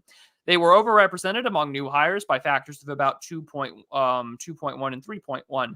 Blacks, while overrepresented among new hires, were only overrepresented by a factor of 1.9. The racial reckoning demands diversity, but since diversity just means not white, hiring managers obviously prefer to bring on high competence Hans and Indians over American blacks. But that's what I mean. Like if in the Democrat consensus of things, you know, if you have this certain philia towards African Americans, yeah, diversophilia, but only like by POC, which means like Black, Indigenous, right? They're getting totally squashed by people from either India, China, Malaysia, Bangladesh. Like, you know, they're getting squashed by Asians and by more higher competency people, probably from Mexico City in tech work. Apparently, a lot of people from El Salvador and in Mexico City. Although I will say that the new tech workers are actually staying in El Salvador because of Bukele being a crypto bro and all that. But like apparently a lot of people from Mexico City are getting into tech. And so like they're totally squeezing out Black people in America in terms of all hiring. So it's like there's your diversocrat racial stack. Like that's the progressive stack right there, manifest. It's incredible. There's your progressive stack. Now be sure to, use they, them on the Slack chat, guys. Yeah. Lord have mercy. All right. Of course, since diversity certainly does mean no whites, non-Hispanic whites are underrepresented among new hires by a factor of 10 relative to 60% of their population. Whites are disfavored at every level of the hiring process, comprising far less than 60% of the share of the population, and new hires across the board, 27% professionals, 22% of managers, 42% of executives. So here's the breakdown from the Bloomberg article.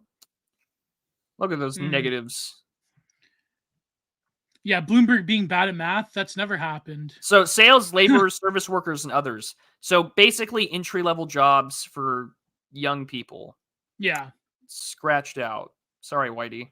Well, like, I mean, Asians have the same percent almost as white people in terms of entry-level jobs.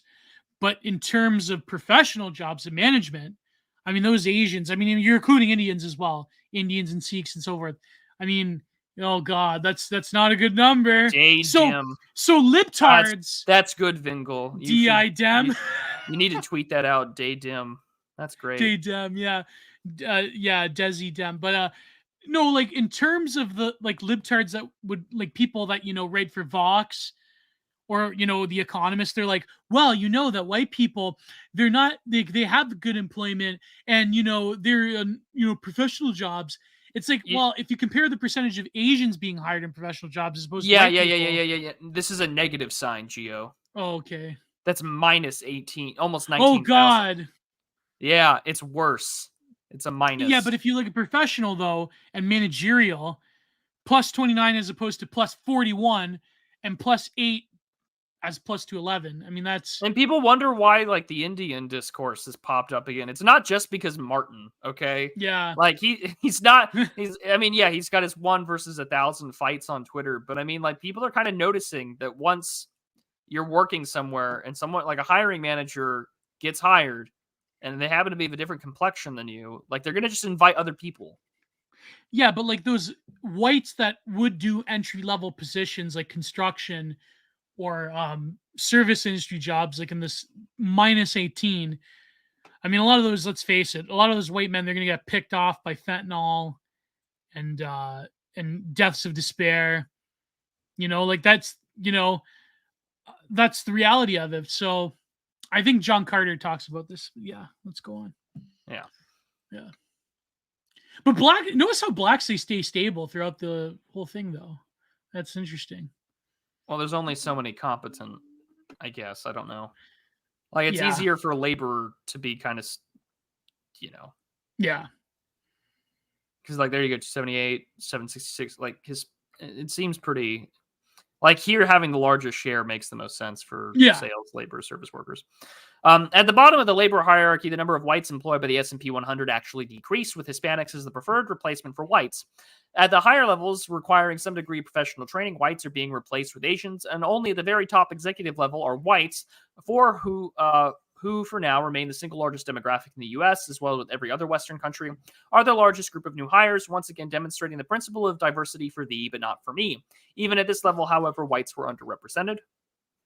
The implicit racial hierarchy of the diversity industrial complex really leaps out at you when you look at the hiring chart. Hispanics and blacks dominate the ranks of dishwashers, delivery truck drivers, box packers, and so on, while product design, marketers, accounting, and legal are handled by whites and in East and South Asians. Of course, Hispanic isn't a racial category, but almost every meaningless ethnic category boils down to has an origin south of the Rio Grande and a Spanish surname. In practice, Hispanic can mean a blue-eyed descendant of the conquistadors, or 4'6" Mayan, or anything in between. I wouldn't be all that surprised if it turned out that most of the Hispanics dominating the bottom ranks of those of the hiring chart were predominantly Indio Campeseños, while many of the management class Hispanics are as white as George Washington. Considering the 9 million strong S&P 100 workforce as a whole, whites are underrepresented at the bottom and approximately proportionally represented at the top, and in the middle and overrepresented at the top. What about Italians? We're white, right? You're in between somewhere, I guess. No, but like in terms of the census, they just consider us white, right? Like the statistics. Yeah. Okay. Yeah. I blame Do the Right Thing for that. I hate you, Spike Lee. Do the Right Thing turned us into white people. But yeah, so Hispanics are weird because like Ted Cruz. Like, you have people with last names like Cruz. Well, their out is that they're Cuban. Yeah. That's like my friend Impossible Princess. She got married recently to a Midwestern lanky white guy, but she's a New York Cuban, right? And I'm like, you pass for an Italian woman. There's no difference. She's like, yeah, you're right. Like they could just be Italian women. Like, I'm serious. You seen some Cuban women? They could just be Mediterranean women. But anyways, yeah. Hispanic is kind of like a tricky thing in America, especially when you have the new Castizo, the new phenotype of America will be heavily Latinized, Maybe you're going to breed the new Castiza super race if you find another Iberian Latina woman. I will, at that rate, I'll just go into the monastic order. Come on, Prude. You don't want to become the new founders of Texas? Maranatha. Come, Lord Christ, come quickly. Then you're going to have to like battle the Afro-Indian fusion of Nikki Haley's ancestors. Like your ancestors going to have to battle out Nikki Haley's. Nimrodis. Well, it won't be her saying namaste, that's sure. God bless. Oh, thank you, Moose. Italians are not white. Yeah, late founding fathers, as Brett Weinstein would say. Yeah, the God, that tweet will always stick. I will never forget that. Late founding fathers like Martin Luther King Jr. Yeah, what about you, Weinstein? Tell me what late founding father. Like, no, get out of here. Oh, get out of here. It's going to be the It would be fun though to be like, hey Brett, you're actually related to Judah P. Benjamin, the personal secretary of President Jefferson Davis of the Confederate States of. No, he's not, but it'd be fun to fuck with him that way. Yeah. Because he was one of the most prominent Southern Jews during the Confederacy. Yeah. I just kind of want to fuck with Brett and them. That'd be something, eh? Like, That hey, was like how Angela Davis found out she was descendant of slave owners. it's almost as if all of these guys were descendants of slave owners. That like when like that interview was so key. She's like, oh my god, she was like bombing the Pentagon Yeah, back she in had the day. that weird Pentecostal like hot Yeah, flash moment, like the spirit's in me. Oh my god, the you spirit of know. slavery, it's in me. Yeah, it's like, can you imagine like the slave owner is like fighting with the African in her. Oh, it's And hilarious. and Angela Davis inside. There are two. But they're all of them, man. Even that like Henry Louis Gates Jr., he found out that he had ancestors that were slave owners. It seems that like these slave owners were getting around with the what's funny? That was like Bappy interviewed a Robert Duregan, our good friend. Sorry, Yeah. Duden. That's how you pronounce Duden. Did you know that like a lot of Boers, of Afrikaners, have Khoisan ancestry that are almost exclusively matrilineal? Because you have like a bunch of these like Dutch, Dutch sensitive young men that went to South Africa. They had no women. The only women were the indigenous Khoisan. So this is naturally what happens when you have European explorers and mildly attractive native women. The Spanish and the encomienda system and its consequences have been a disaster for the global South. Yeah, but it's a cool take, though. It's a cool take, so let's avoid that. Let's move on. Let's move on. This suggests white people looking for jobs have been taking the brunt of the Great Awakening, while those who have already have a position have stayed relatively safe, at least so far, and have probably kept quiet about the new hiring policies, lest they draw the baleful eye of the HR department. The fact that whites are already more or less proportionally represented but are being heavily discriminated against in the interest of increasing representation of other groups suggests that achieving some equitable racial balance isn't the goal of these policies. They've never have been. The goal is simply to push whites out of the workforce. And the Bloomberg report only looks at racial diversity. It has nothing to say about sex or sexuality. However, we all know that there are two types of white persons who are allowed to count as diverse on the margins: white women and gay men. While the data is silent on the question, I would be shocked to find that the 6% of new hiring allocated to white applicants was an even 3-3 split between men and women. Whether the split is 2.9, 3.1, 2.4, 5-1, I have no idea. In the extreme latter case, only 1% of new hires would be white males, meaning that they would be underrepresented by a factor of about 30 relative to their fraction of the population. The S&P 100 are probably under more intense pressure to comply with ESG directives than most private employers, but I doubt that this means they aren't representative. Government agencies have been famous for their naked affirmative action policies for decades. University admissions have been extraordinarily and notoriously lopsided, with boys, and especially white boys, becoming an endangered species on campus. So true.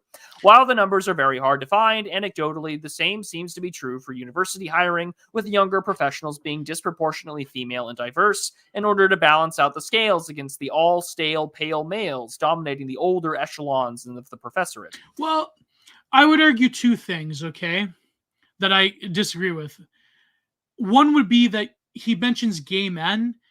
Nowadays, that doesn't cut it, especially if you're a white gay man. You got to be trans. You have to be an imposter. Yeah, you have to be a or non-binary or whatever. Exactly. So that, but also a certain class of white women. I know. Listen, I know I'm going to get heat in the chat. I'm going to say, Gio, you're a simp. Gio, this isn't you talking. You've been whipped. But I would say that when it comes to professional and managerial jobs, then you can make the argument that white women are being chosen because they are women, of course. But when it comes to the lower half of entry-level positions or sub-managerial, I would say that white women are also being discriminated against. This was Scott Adams's take. Yeah. Remember when Scott Adams tried to identify as black?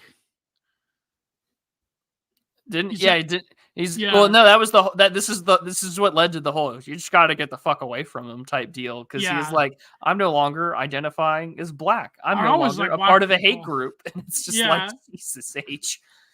They're part of a hate group apparently he's the freaking Death Note Nostradamus right now, because those two guys that have been killed in the last week both had interactions. They dunked on Scott Adams. With Scott Adams.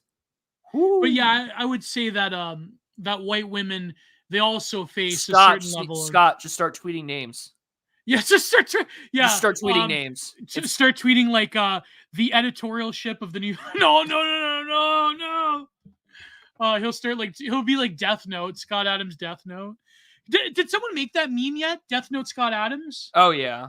I gotta look this up. I'm pretty sure. Everyone's got to do their big simultaneous sip. Let me go check the feed, and then he goes, Well, I mean, this guy. well, I think that this guy right here, I this give video, him this video 2 essayist, years, 6 months, 3 days stabbing, and then he just Sam Cedar. No, I'm not gonna say names. I was on the tip of my tongue saying a certain. Were you gonna just say Sam Cedar? I didn't. I wasn't that going old, to say Sam like Cedar. that shitty lefty host from what the Majority Report or whatever, Yeah. or Pod Save America. I'm not saying like I was about to say it, but for legal purposes, I'm not going to say that in the Death Note book that Scott Adams has, that Dilbert has.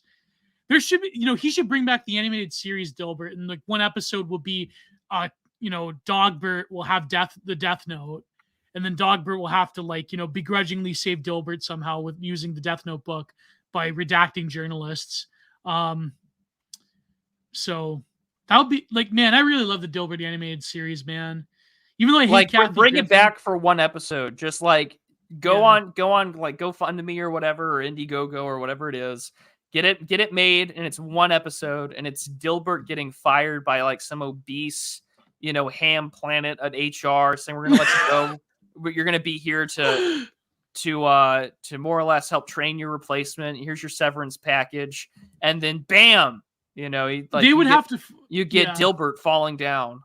They'd have to find another voice for Alice though, because Kathy Griffin would not go for that episode. Oh, of course not. No.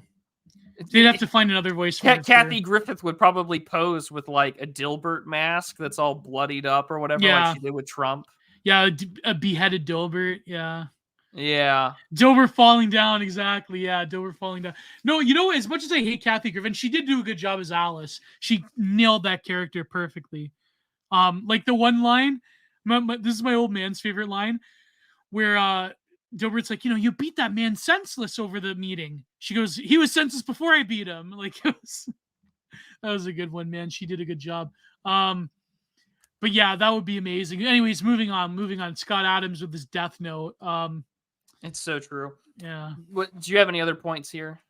Oh, about what was actually said here on the article. Oh, not just us shitting on or talking about the Nostradamus-like power of Scott Adams. Yeah. And did your kid? I was just gonna say that. Yeah, white women on a certain socioeconomic level. I know this sounds like a leftoid.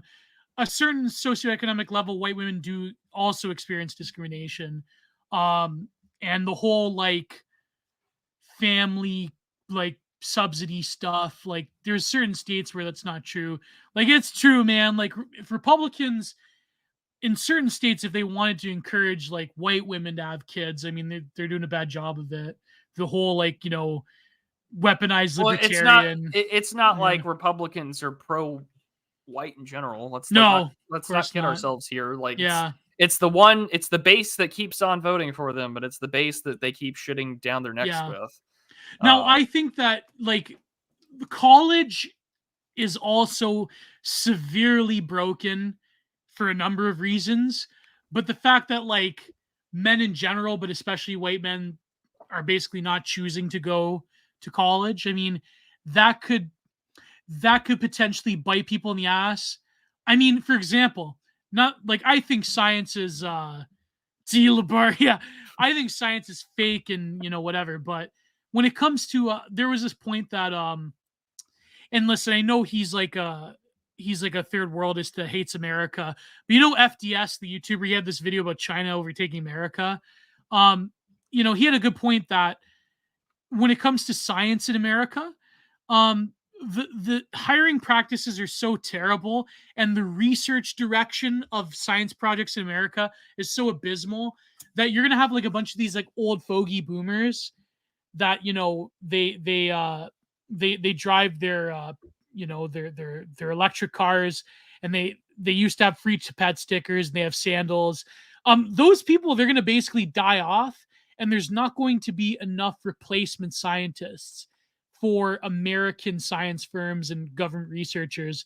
And China, on average, has way younger scientists than America. Now, I will say that, let's face it, in Well, I terms think of creativity, it's not the this is same. partially why that you have the accelerationist bit for artificial intelligence. Yeah, yeah, Is that, if the competency crisis comes, then at least there is a large enough language learning model that can probably yeah. suffer the blow until you figure out what the hell is going on. But I will say though, I'm a bit skeptical of that. yeah, because you can't rely on AI when it comes to the human genius of science, Yeah. But The science is Digital fake, so Archipelago, the notorious inspirer of optimism. Look, you get the good, you get the bad. Don't know the what else only to tell hope you there, buddy. the only hope there will be is, in my opinion, is that there will be these science-minded young, primarily white men, and some Asians as well, that will basically do DIY science on their own time. And I think we'll have to go back to like the sort of like educated but yet somewhat working class, high-minded version of the 1950s, where like, a guy would be a mechanic but he would be reading, so like a guy would be like a, semi blue collar worker, but he'd be like reading popular mechanics. He'd like tinker in his garage. I think that's going to come back. I think there's going to be, white and Asian guys Well, that are going to DIY now that we're on science. this like video or the Substack, there was a TikTok video that went around and it got really popular on Twitter. It was by some Con Inc. guy, but it was this guy, like he had a good old boy accent out in the middle of nowhere, like, "Hey, my friends say don't mess with this $200 airplane or whatever," and he was tinkering with an aircraft. It was Yeah. like basically an ultralight, but he made it from home, and He didn't care if he was going to die. Nothing. I mean, just some adventure. He had an adventurous. The kid was probably like 20, like, Yeah. or 18-year-old sort of stuff. Like, I want more of that. Everyone should encourage that. It makes me want to go put out the money and go, and I can drop $300, no problem, and go fucking make an airplane. I live out Yeah. in farmer fields. I could just like crash with my neighbors if I wanted to and not get in trouble. I mean, I'd probably be pissed and I'd probably get shot down, but that's okay. It's a Yeah. way to die. And you wouldn't die either way with how high he was flying. But like, you want that kind of ingenuity. You want people to do those things and to fly aircraft and to do cool things like that. You want tech kicks. That's right. Kate's got a good point because Thomas Massey, we talked about this, was on like Junkyard Wars. Yeah. And there's an airport not far from where I live. It's a little tiny regional one, but like I should get my pilot's license. There like, you go. fuck. Hey, if Muhammad Atta could do it. I gotta learn Oh God, that's a terrible joke. I gotta learn how to land though, Gio. You gotta learn how to land. They kind of skipped that lesson. You have to learn how to conceal your box cutters better. Yeah. Oh God, I shouldn't joke about. That's terrible. I'm sorry, man. That's a brutal joke right there. That's I don't bad. think I got a dog in the fight about 9/11 discourse. Wow, true. Yeah, but I mean, like, Muhammad Atta becomes like the inspiration for a whole DIY pilot movement. Like, that's terrible. Hey, listen. Guy, If that what Ahmed whatever can build a clock, I can build a plane. Yeah, I mean, there was that one guy that flew into the IRS building with his Cessna. Oh yeah, the video about that guy. I think what a hero. Yeah, I think even it was either Quixer or it was Count Dankula that made a video about him. How why he flew into the IRS building. Not that we encourage people to fly into IRS buildings, but that was pretty. He was like the aerial killdozer. No, man. They didn't. By the way, they didn't redact anybody though. Both of them, surprisingly. I think also the pilot, he didn't. See, look at these guys. Mercy. They're too kind. It, but I'm not. Yeah, I know. Emlitz. I don't encourage it, but I'm not sad about it.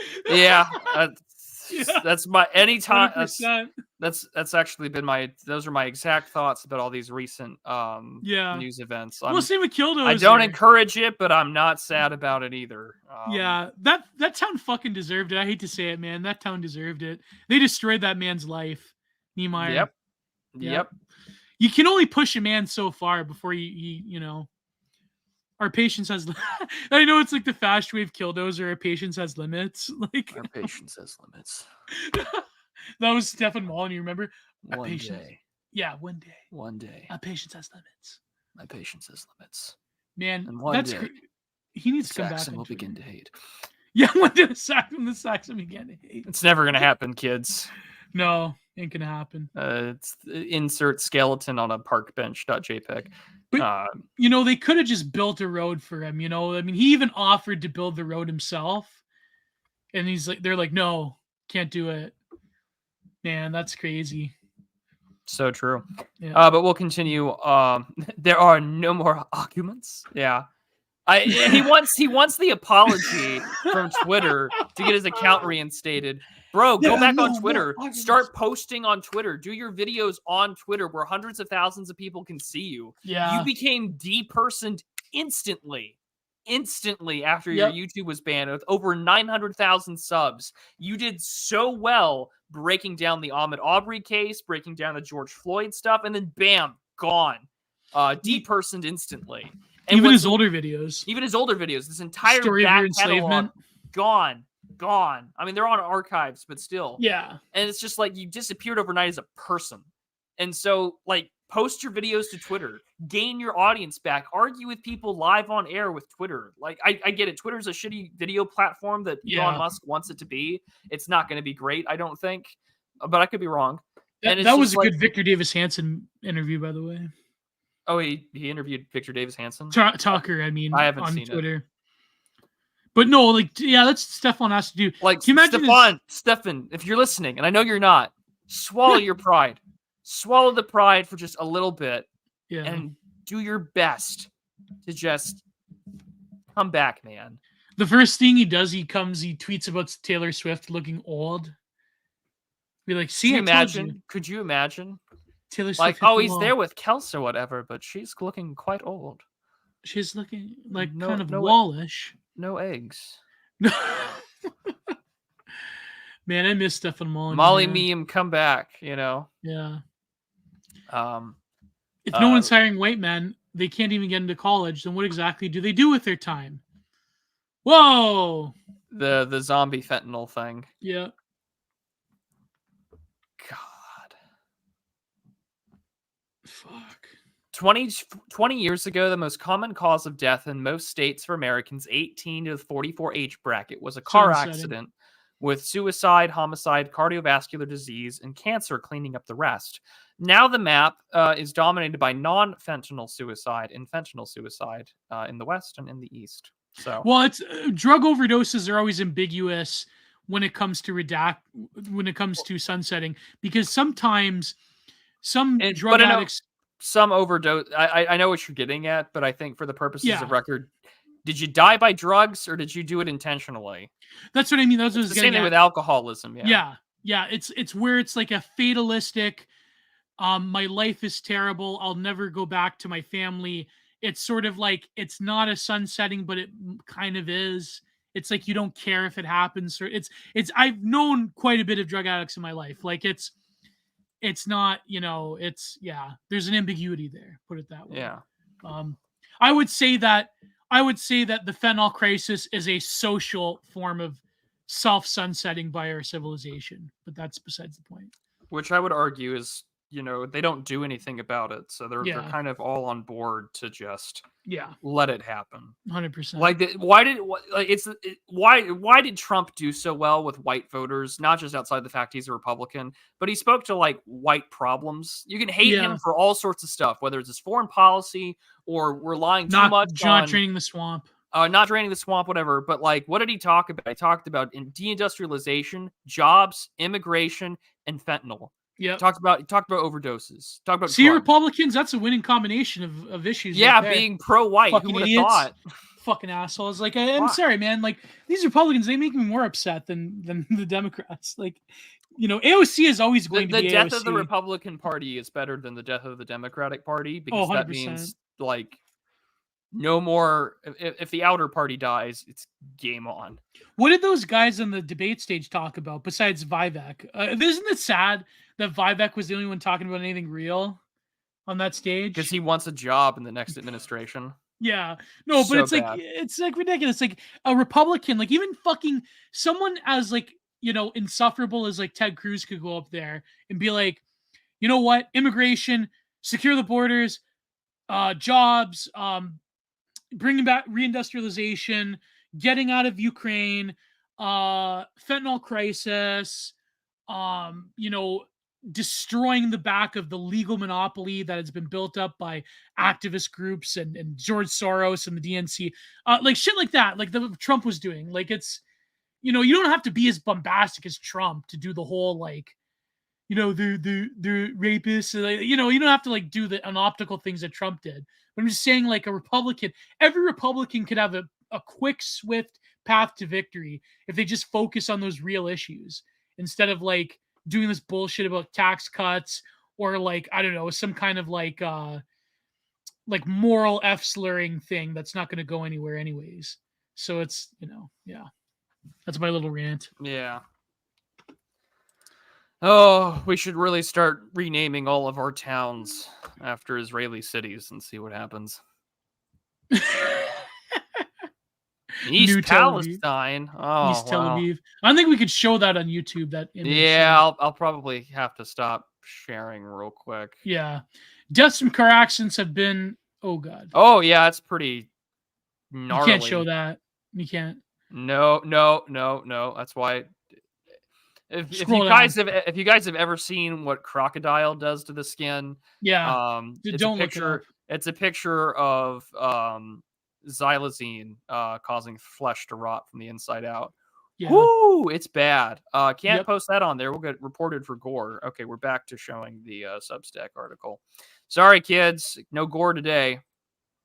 Yeah, look it up on your own time. I'm not even joking. Like it, just That's don't pretty look it up. gnarly. It's pretty bad. Yeah. Need a white pill before the show ends? No worries, kids. We'll have white pills by the time that we do super chats. It's Yeah. okay. But if you want a white pill right now, lefty journalists are being hoisted up by their own petard.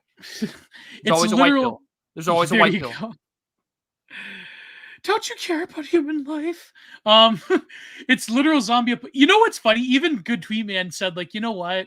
You people, I've had enough too. I usually would counter signal this, but like, you know what? Come on. No. Um, I like Good Tweet Man. I don't know why people dunk on him a lot. I like Good Tweet Man. He's a friend of mine. It's literally zombie apocalypse, though to you by the internal symbiosis between Mexican cartels and simpering HR covens whose cherished diversity initiatives push more new customers into the cartel's sales every single day. Now, I think that John Carter did ignore the China dimension with fentanyl, but that's still being pushed by the cartels. We usually think of the affirmative action as being something primarily targeted as well-paying, prestigious positions, but the Bloomberg study shows, I think, that there is absolutely not the case anymore, assuming it ever was. Remember white employment at the bottom of S&P 100 corporate ladder, which comprised 60% of the hiring performance performed by these companies, decreased by about 19,000 jobs. If white people had been hired proportionately to their population, 117,000 white people would have gotten low-level jobs with these companies. Remember, these are generally going to people without university educations or professional training, maybe one with high school diplomas from working class backgrounds, probably without a lot of servicing or savings and strong social safety nets, and already living in communities ravaged by drugs. Exactly the people who are most at risk of developing an unshakable enthusiasm for the white powder that takes the pain of existence away. Studies have shown that these deaths of despair are predominantly a white male phenomenon. And I believe that guy, Fox Lawrence, who got almost kicked off of GB News, who had the fucking British government, the British police force, raid his flat for arguing with some harpy feminist woman making fun of men, men dying of self-redacting, of sunsetting. Did you see this case? Lawrence Yeah. Fox? Yeah. And he had a video that was only And a few seconds. and Lawrence Fox is not He's like a lib. He's not a lib. He's like a centrist. He's like Yeah, like he's not your guy, but by the sole fact he's arguing that actually He's this is a not male Morgoth, problem. okay? No, he's not Morgoth. He's not even Carl Benjamin, for He's God's not sake. even Carl Benjamin. Yeah. And remember, we already had the whole women laughing at men's problems, the whole I wouldn't even grape you thing. But yeah, like, he's not Tom Roswell, okay? you know, Although Tom Roswell keeps it pretty close to the chest politically, though. Not really. I Tom, mean, like, he's pretty optical, you know? Tom I like Roswell Survive is the very Drive. optical, Yeah, I and like he's Survive a the very Drive. smart man. Yes. He had a Yeah, good video. yeah, I gotta yeah. watch it about the The Black British. Britons thing. Yeah. Oh, it was so good. Rossell is a really good guy. Tom's great. Yeah. Um, Friend but of the yeah. show. Well, I don't Maybe know one how you would day. feel about two high church Christians, but You know, he's pretty good in that. He doesn't go out of his way to be like, you know, hey, he does sometimes, but like he doesn't like make a point of the anti-Christian posting thing. I think he largely realizes it's like the whole religious wars on Twitter is cool. So good. I mean, they kind of are cool. Let's not yeah. kid ourselves. So, anyways, yeah, it's true. It's like what Martin said. He's like, if you have a theology debate online, forget about it. No one ever did anything with a theology debate on the internet. Well, it's like that 0HP tweet. Like, if you treat religion like a debate club, then you're probably not a believer. Yeah, it's true. Fox was rated for advocating that some people, that people tear down some of those new state surveillance cameras. Well, there's a whole bunch of people already doing that. Yeah. But even more so based. Did you know that by percentage in terms of criminality in Britain, in the UK, because this also includes Wales and North Ireland and Scotland? Did you know that statistically the cameras, like the panopticon of cameras actually don't like put a small dent in crime? You know what I mean? I'd imagine it only expands crime. Yeah, they say that. Well, the criminals, they just wear masks, and they say that they actually don't work. It only works in terms of like after investigations, but in terms of like preventing crime, the CCT system in Britain and the UK actually doesn't do very much. Well, Fishy Frenzy's British. He should. I think he knows. Yeah, they say that. I've heard the statistic before. Is Vingol? No, Vingol's not British. Vingol's some Scandinavian. He's in the Nordics. Yeah. What is isn't Fishy Frenzy's in the British? Yeah, he's British. He's in the United Kingdom. Yeah. Rossell, not Roswell. Yeah. I've been calling him Roswell this whole time. No, you're too alien. This is too much. This is too much Art Bell. This is what happens, Gio.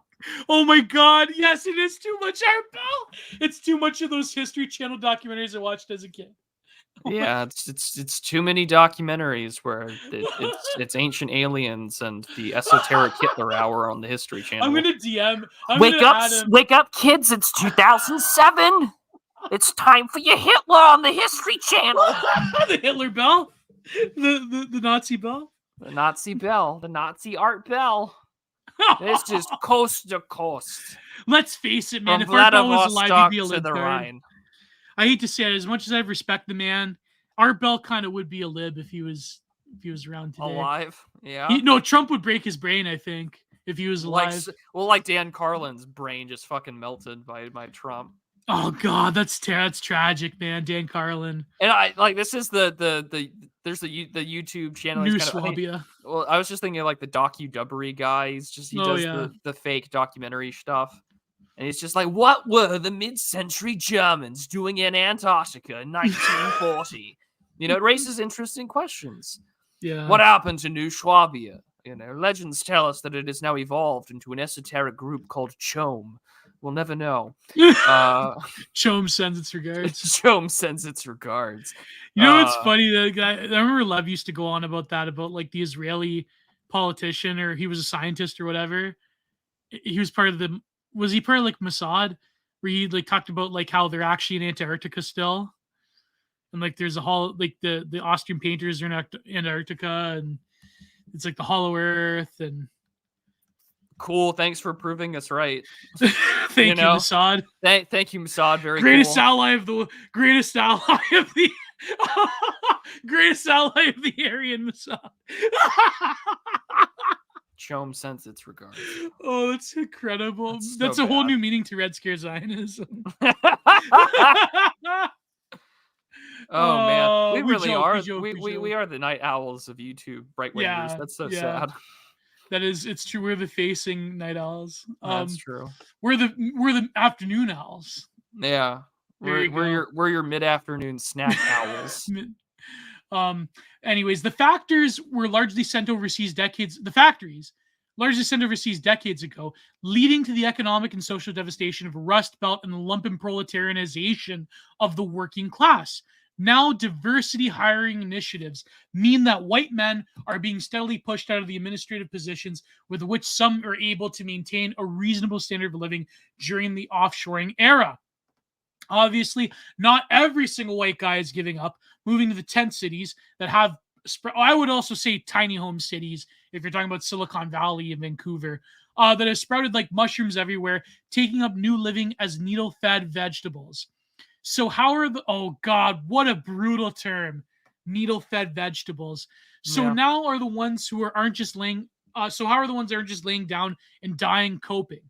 At this point, I'm not going to start speculating. I'm just going to start speculating. Sorry.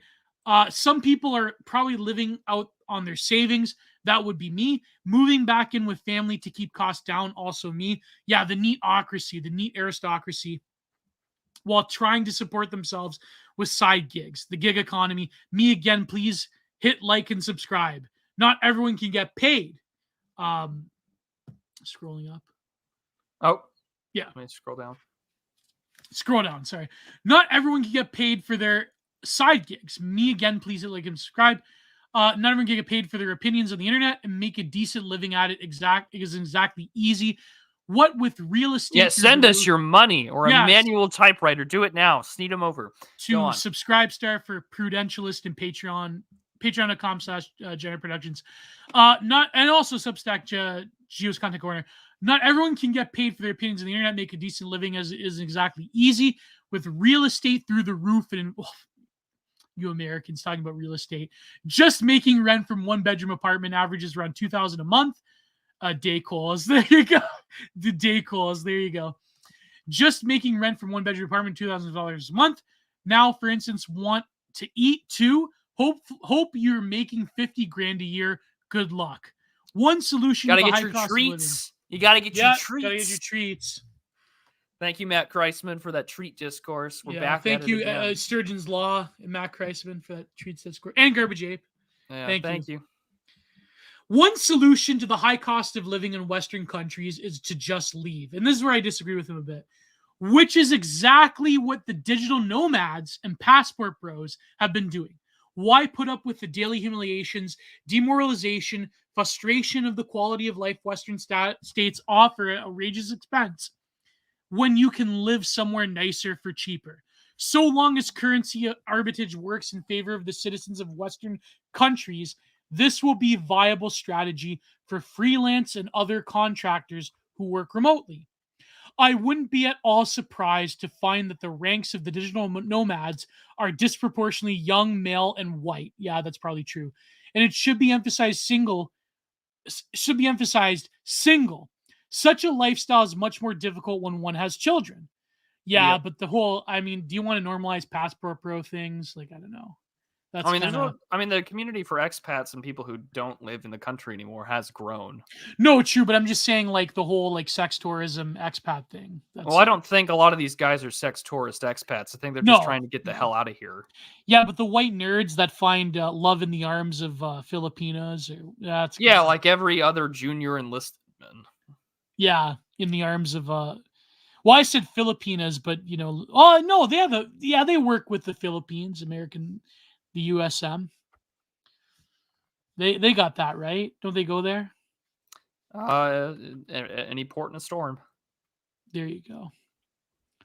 What's the one where you get a Latina wife?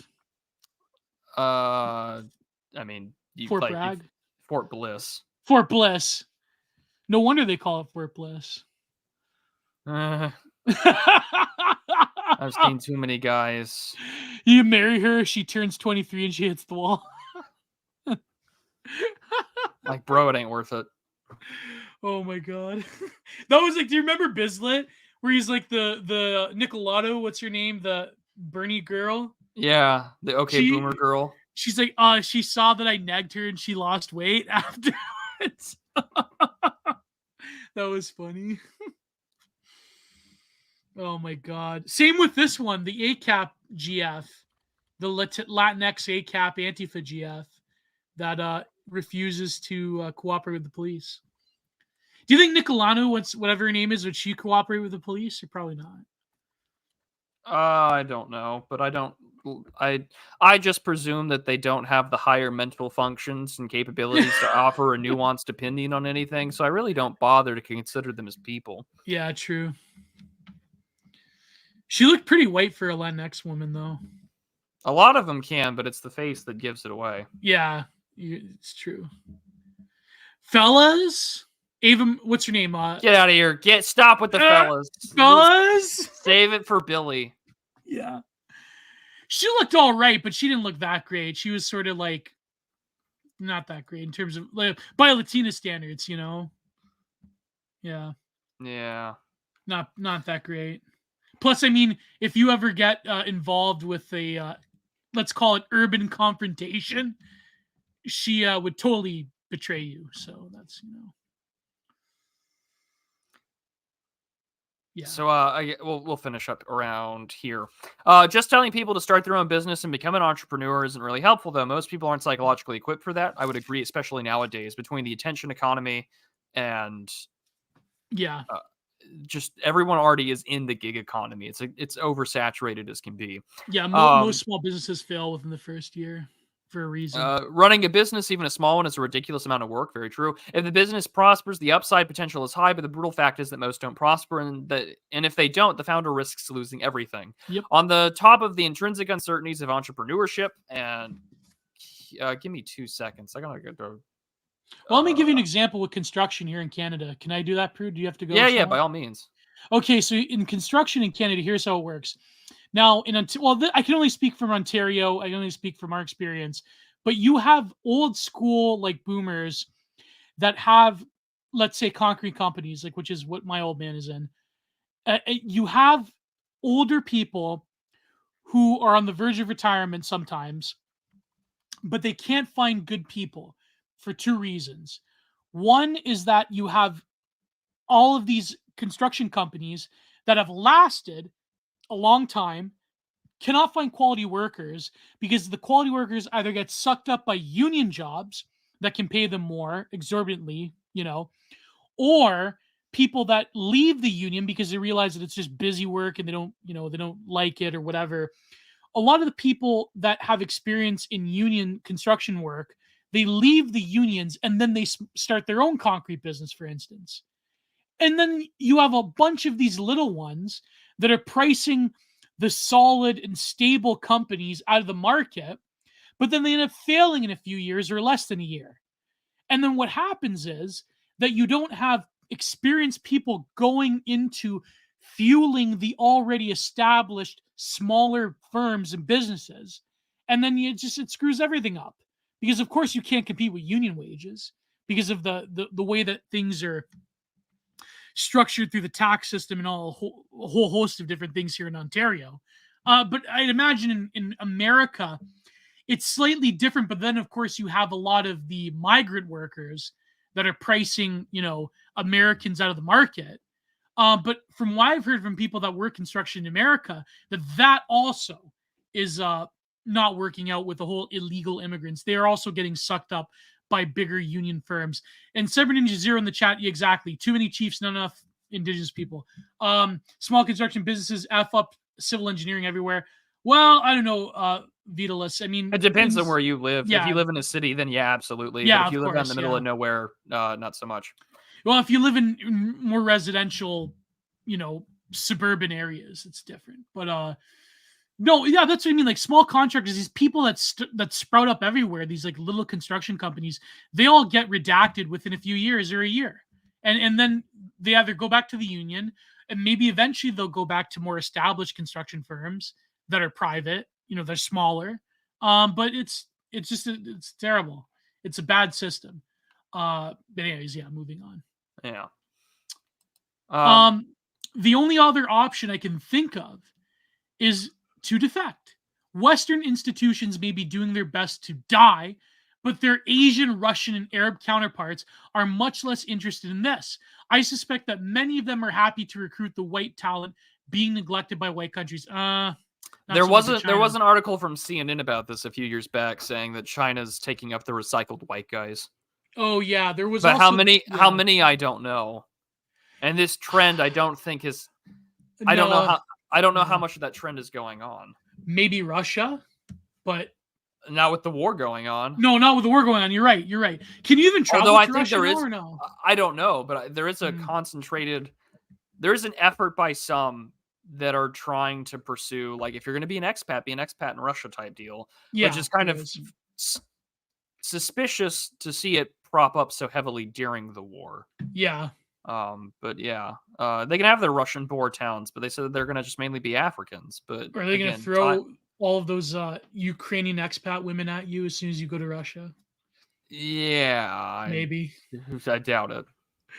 They'll throw Ukrainian women at you. Anyways,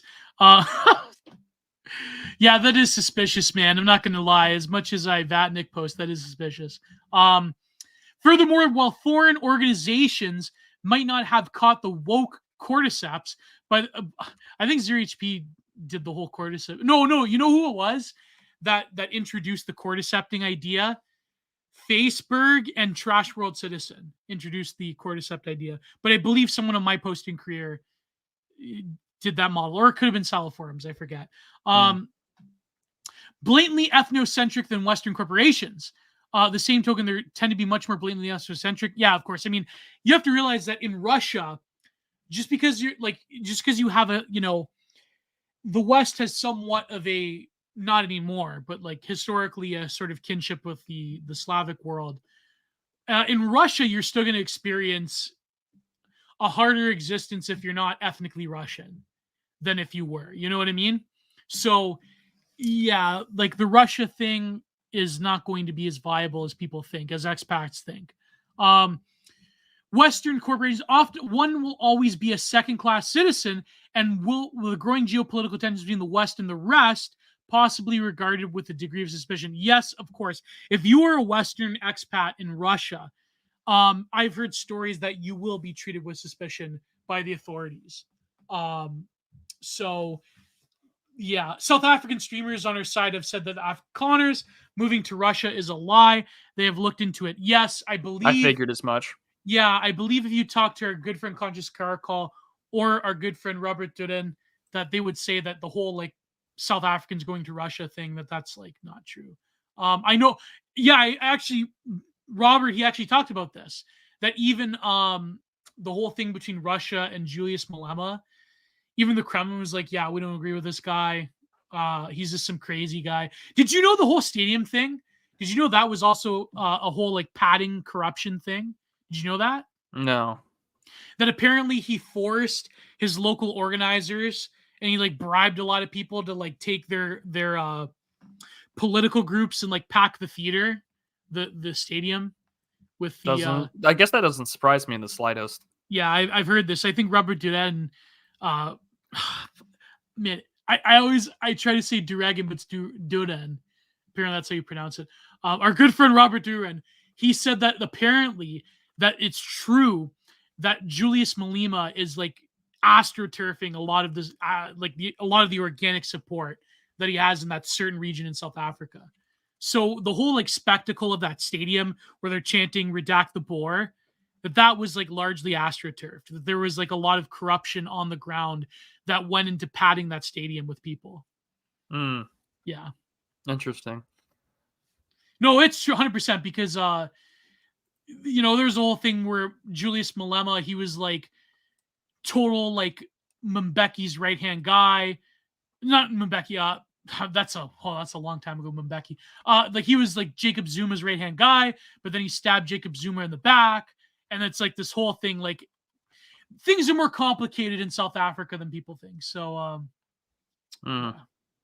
Well, with that being said, ladies and gentlemen, and I realize I gotta quickly run to my pharmacy before it closes at 6:30 my time. We're going to head to the super chats. But before we really do that, today's episode of the Digital Archipelago is sponsored by viewers like you. Your ongoing financial contributions to both Gio and myself do make all of these things very much possible. But also, I do want to give a special shout out to our friend, Mr. T.R. Hudson, for his new book, The Perfect and the Wicked. It is out now in stores and booksellers, available worldwide, both on Amazon for ebook editions elsewhere. The Perfect and the Wicked. Yes, an interesting historical narrative drama of great fiction detailing one of the greatest political dynasties in the American history, that of the Kennedys, taken in its alternative history twist. By all means, Perfect and the Wicked, buy now. But now, on to the super chats. So I'm going to start off with the entropy ones. So we're going to go with his name is Fishy Frenzy. Hail to the DA. That's funny. Yeah, it's also this one. I will put it in the description after the show is over. I always hate it when things end. I'll be mega wage cucking for the next 2 weeks. Yeah, well, it does suck. It's a bad vibe. Yeah, sorry, sorry to hear that, RA. But I might be getting a new job at a bank soon, so my hours may change, and this may become a morning show. Interesting. So we could treat it like Shock Jock Radio. We'll be like the morning Kumite. Oh no, let's not go into the depths of Cole by saying it's like the morning Kumite. Whatever happened to Tonkasaw Donga? Whatever happened to Donga? I don't know who you're talking about, so this is like a really great pleasure for me to just listen to you like suffer. Apparently they found Mama JF. Did you see this? I saw it mentioned in chat. Yeah, they found her. So I guess JF Garapi didn't like. There was High Scraper. He's like, JF Garapi did like wife aside. I'm like, oh my god, that's terrible. Our friend George Bagby says, "Bless you and your show with Gio. I always look forward to listening to it while I drive." So I like to think of George Bagby just like driving around in New Orleans, dealing with all sorts of crazy shit that he posts on Telegram, and he's listening to us. Yeah. Man, NG Benji did like a. Oh, that's terrible. I'm gonna be so conflicted with that one. But anyways, yeah, move on. All right, so the first one comes from Mr. D Loves Popeyes, and he sends it for $20, and the message is $20. That was the message, $20. Whoa. Graham McCann for $3 US says, Gio, did you see? He sent me $20 with a message text saying $20 for you to scream $20. And there you go. Did it. $20. You got it twice. D Loves Popeyes. Enjoy. Although that's actually Jacob. I'm not reading his full name because I don't want to say that out loud. Graham McCam for $3 US says, Gio, did you see Sam Hyde's fish tank video? You can invest it and help fund it now. Unfortunately, you and I, being Canadians, cannot. But I look forward to season 2. I love Fish Tank. I love Fish Tank as well. I might buy the season 1 because they have where they're like point of view camera work, like while they're in the fish tank. I got to see that.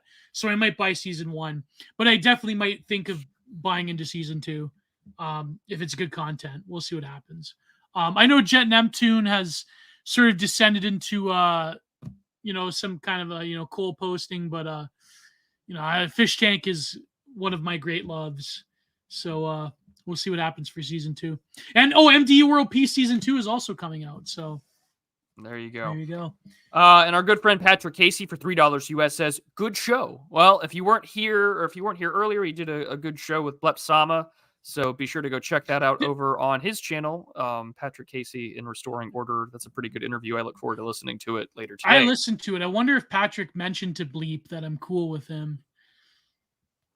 I listened to the first half of the Bleep Sama interview, but Interesting. Well, on to the regular YouTube super chats.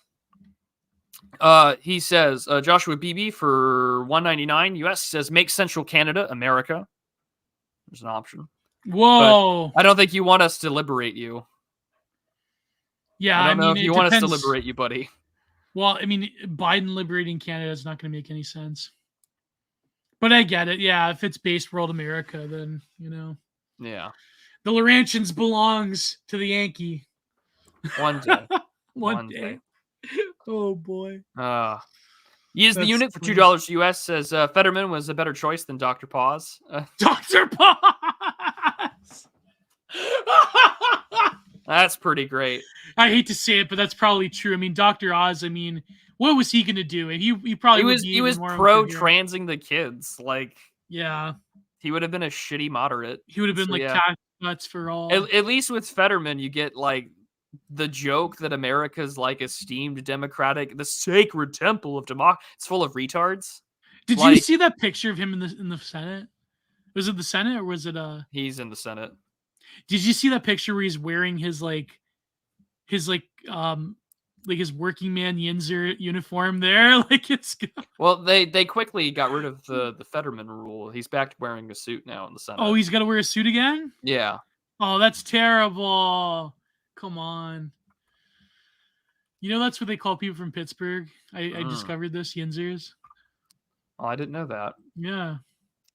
All right, Mickey the Fourth for 100 Czech kronas. That's about $5. Thank you so much, sir. $5. Considering stabbing is the point of discussion now, the co-chair of the AFD had been stabbed with an injection yesterday and went to the ICU. Yeah, Yep. we mentioned it briefly on here, but it's not lefty amateur hour with the stabbing or whatever. These guys caused anaphylactic shock and sent him to the ICU.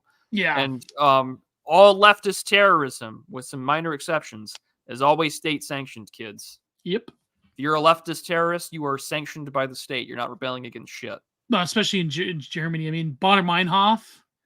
Yeah. They had political support. Did you know that? No, I did not. Well, I mean, there were certain factions of the German. Yeah, like there was some suspicious funding going on with Bader Meinhof. So, yeah. As always. So true. But yes, so hopefully, and they want to ban the party despite it being the second most popular party now in Germany, according to the latest polling. Good luck. Good luck. It'll cause some problems. Marbly for £4.99 sterling. Sneed those super chats. Gio's vile. Yeah, look Adam Smith's vile Max. Oh my god. That's funny. That's Gio's vile Max. I love how I stole that from Lev. Sneed those super chats. Well, Adam Smith stole it from other people, but so I guess it's only fitting. Fishy Frenzy for £2 says Owen Jones melted by Aryan laser eyes breaker. I presume this is that video that's been going around where Owen Jones is like interviewing young Tories. I didn't see this. I got to see this. I have it up. Can we watch it, or is there some copyright thing? I don't know how that works. But screw it. Let's not risk. Yeah, let's see what we can do. I'm ballsy. I'm ballsy. I'm a stud. They don't have the fear of death like you. But yeah, let's go share tab. I got the balls to say what you're thinking. Joe Ligotti reference right there. There we go. Yeah, Fishy Frenzy said it's a great bit of content. Okay, cool.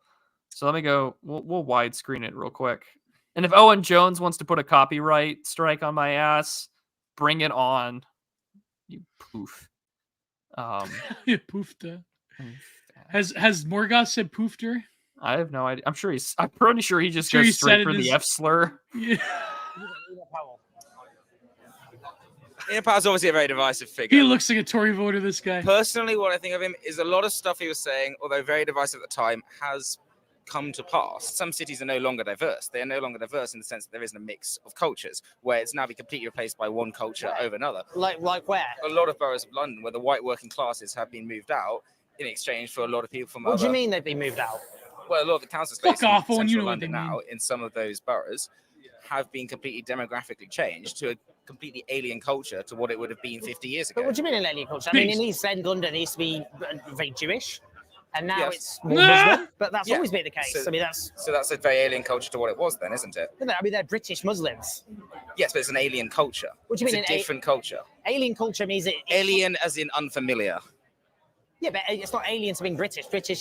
Being British means you can be Muslim or Jewish or Hindu. Oh my God. No, it doesn't. doesn't. To being British, I'm saying it's to the culture of the area, to the beliefs and belief structures of the area, to the institutions that once were there, being replaced by new institutions now, and new beliefs and new ideologies and new cultures and new religions. Well, they're different completely religions, changing it. But yeah, I mean, but a religion is an Owen entire is doing cultural the typical, and I'm playing a ideological outlook on the world. There's still white working class people who live there who go to school with people from different backgrounds. Yeah, and they mix with exactly, people from backgrounds. They're not monocultures. You still have white working class people in Tower Hamlets. I'm talking about whether or not the native people in those areas feel that Look they at that are mark now on in their his neck, homeland, and or you if know their he was homeland getting confronts them some. as something other, something could be a which birthmark. distracts them from what they believe themselves to be. Or maybe Well, I think millions of people are actually happy with being diverse. I mean, London has huge numbers of mixed relationships where people from different cultures quite literally set families up together. I mean, that's a good thing, surely.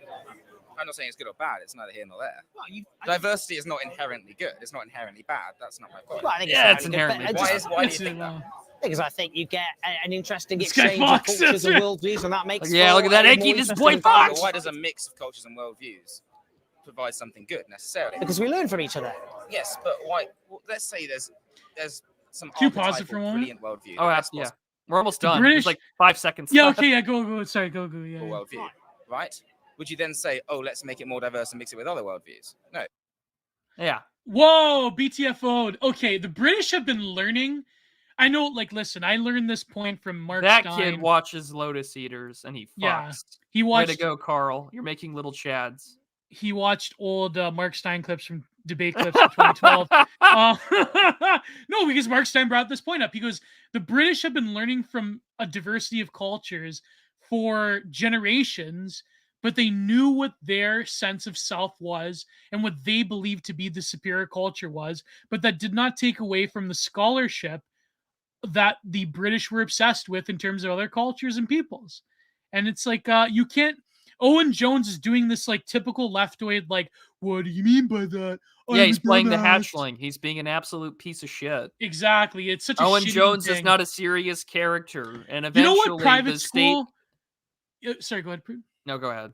You know what private school Owen Jones went to? Didn't he go to fucking Edinburgh? Like this guy playing a dumbass is like so egregious.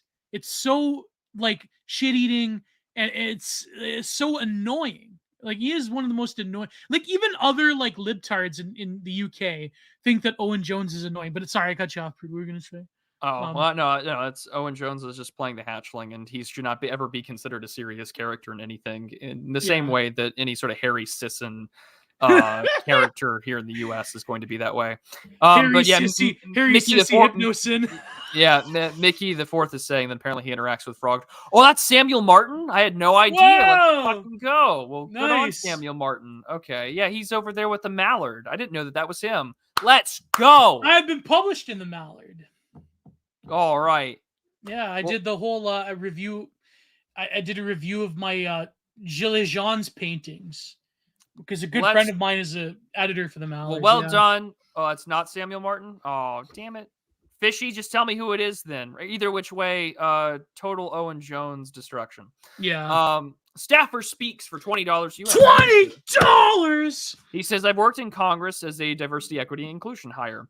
Knowing that dismantling the GAE is a long road ahead, is it better to work as a saboteur within the Uniparty versus reforming your local GOP party in a blue state? How would you do it? Well, you take that one, Prude. I don't know the answer to that one. You have, if you're working inside already Congress and not like the local area, you already have way more power and influence than anyone does on the local level. The local level is great if you want to reform a city, a county where you have power there. Like if you're in a blue state, it doesn't matter. You work inside the winning team. Yeah. Work inside the side that is already going to win elections. And if that means you're working for a Democratic county commissioner and you are doing things that are going to benefit your people, so be it. Yeah. But if you're already working in Congress as a staffer and you are influencing policy, or you can offer a perspective to say, maybe we shouldn't do this for X reason, stay where you're at. You're going to have a vital experience in learning capabilities. Even if you hate who you work for, you're probably going to be able to do more good where you're at than you would be locally working for the losing team. Yeah. As someone who worked for the El Paso County Republican Party for years, it's better to work with the winners than it is the losers. 100%. That's really the only advice I can give in that respect. And then we'll just continue on. Antonitis for 50 Danish kroner. Drunk driving, for fuck's sake. Walking down the streets puts youth at risk of murder conviction. What means? Well, it just depends on whether or not you wanted it, I guess. The government doesn't want you to know this. George Soros doesn't want you to know this. But if you see an urban youth breaking into a car, walk the fuck away. You can walk across the street. You can not look to them. Don't look them in the eyes. It's the gorilla test. Joe, don't you know about the gorilla test? When Alex Jones is on Joe Rogan. Oh man. Sam153 for $5 Canadian says seed, feed, and sneed. And sneed $5. Thank you, sure. Thank you. Use the unit for $2 US. Says Gio dating a POC, potato of Canada. No, she's American. It still works. It still works. POC potato. You're a potato of Canada. I'm her little potato. Big potato. Okay, buddy. MG for $4.99 says, I don't want to stir the thought, but thoughts on the AA drama. I'm not into blood sports, but it feels like it's an interesting situation. No, I don't want to get into this. I don't want to get. He paid for his super chat. I don't know. Well, I'll be relatively straightforward. These camps probably aren't ever going to get along with one another, and they, for various reasons concerning ego, accusation, and what their own specific focus and interests are, they're on two different sides of the spectrum, and they're kind of, it's like different packs of wolves at borders. As I'm a diplomat to a fault, I don't usually go out into the air casting public aspersions against one another. You won't see me do that on main, unless someone goes out of their way to call me out, then I'll reply in kind. But I mean, they're two separate camps. I mean, sometimes there's some fandom overlap, but this is the right-wing internet sphere. Everyone kind of knife fights each other. Everyone has an ego because they're entrepreneurially driven and they want to be the one leading the discourse. So if one person does it, then accusations fly. If another person does something and accusations fly, it's an unfortunate negative side effect of the ecosystem. Yeah. That's really all I can add there. Yeah, I say everything. Yeah, that you say, Prude. Fed. Oh man, how can I call you a Fed? Fedentialist, as I've been called. Fedentialist, which is fine. I don't really give a shit. I don't. If I were making glowy money, I wouldn't be asking for super chats, kids. Same with me. If the Russian government was paying me, I'd probably move to America by now. Ben did. The reason why is because I look like complete dog shit right now, and that's why there's no cameras today. Yeah. It's not because of Gio. It's that I look like shit. I'm in sweatshirt and sweatpants right now. Man, I put on my Allman Brothers shirt and everything. I'm disappointed. Sorry, bud. No, it's okay. It's good. Need a white pill before the show ends? Well, $9.99. We love our parapolitical, parasocial audience. Chat is just as much character of the show as you are. But no, in all seriousness, I guess a good white pill before the show ends is that as things continue to rapidly go to shit in a lot of ways, there's just going to be more opportunities for you to step up and succeed. That's something that T777 said like 2-3 years ago.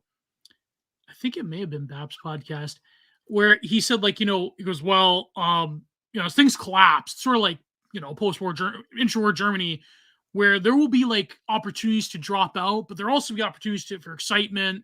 You could join like a private military company, and I think he's right. Like, there is opportunities for people in the collapse, not like in the partial undoing of civilization scenario. There will always be opportunities for sensitive young men to, yeah. Let's see here. Machiavelli sucks to go. Oh, you've changed your profile picture. Machiavelli sucks to go. At this point, when I pull into a gas station, I fear a potential combat situation. Well, I don't know where you live, Machiavelli sucks to go, but you're sending this in USD, so this means stay strapped or get clapped, friend. Go to a state where it allows you to stay strapped. Yeah. Stay strapped. I mean, I am. Not right now, but I mean, it's... Don't fail the gorilla test. Don't look them in the eye. It's within arm's reach, but like... Oh, man, I wish I had that luxury. Well, if you move to America, Gio, I'll take you to a rod and gun club, and we'll go to a range.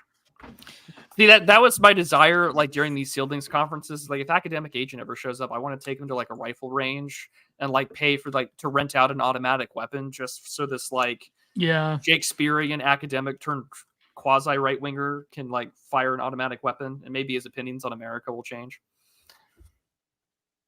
Tim Miller for $1.99 says race mixing is wrong, Gio, and here's some money. Yeah, Between the Irish and Montezuma's Revenge in a Oh, whole boy. different context.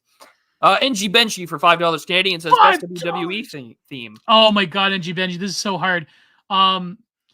Please, guys, don't fight in the chat over some stupid crap, some internet drama. I denounce the chat for fighting about internet drama. Okay, here's my list. Sorry, go ahead, Gio. Or go ahead, answer the super chat. This is so hard.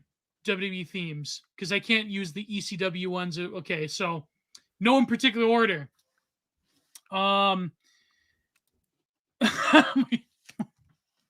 Sorry, my GF just texted me a potato. No particular order.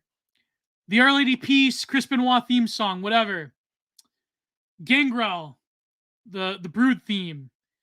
Edge, Metalingus by Alter Bridge, and of course, Glass Shatters by Disturbed, which is the 2000 Stone Cold theme where he turned heel.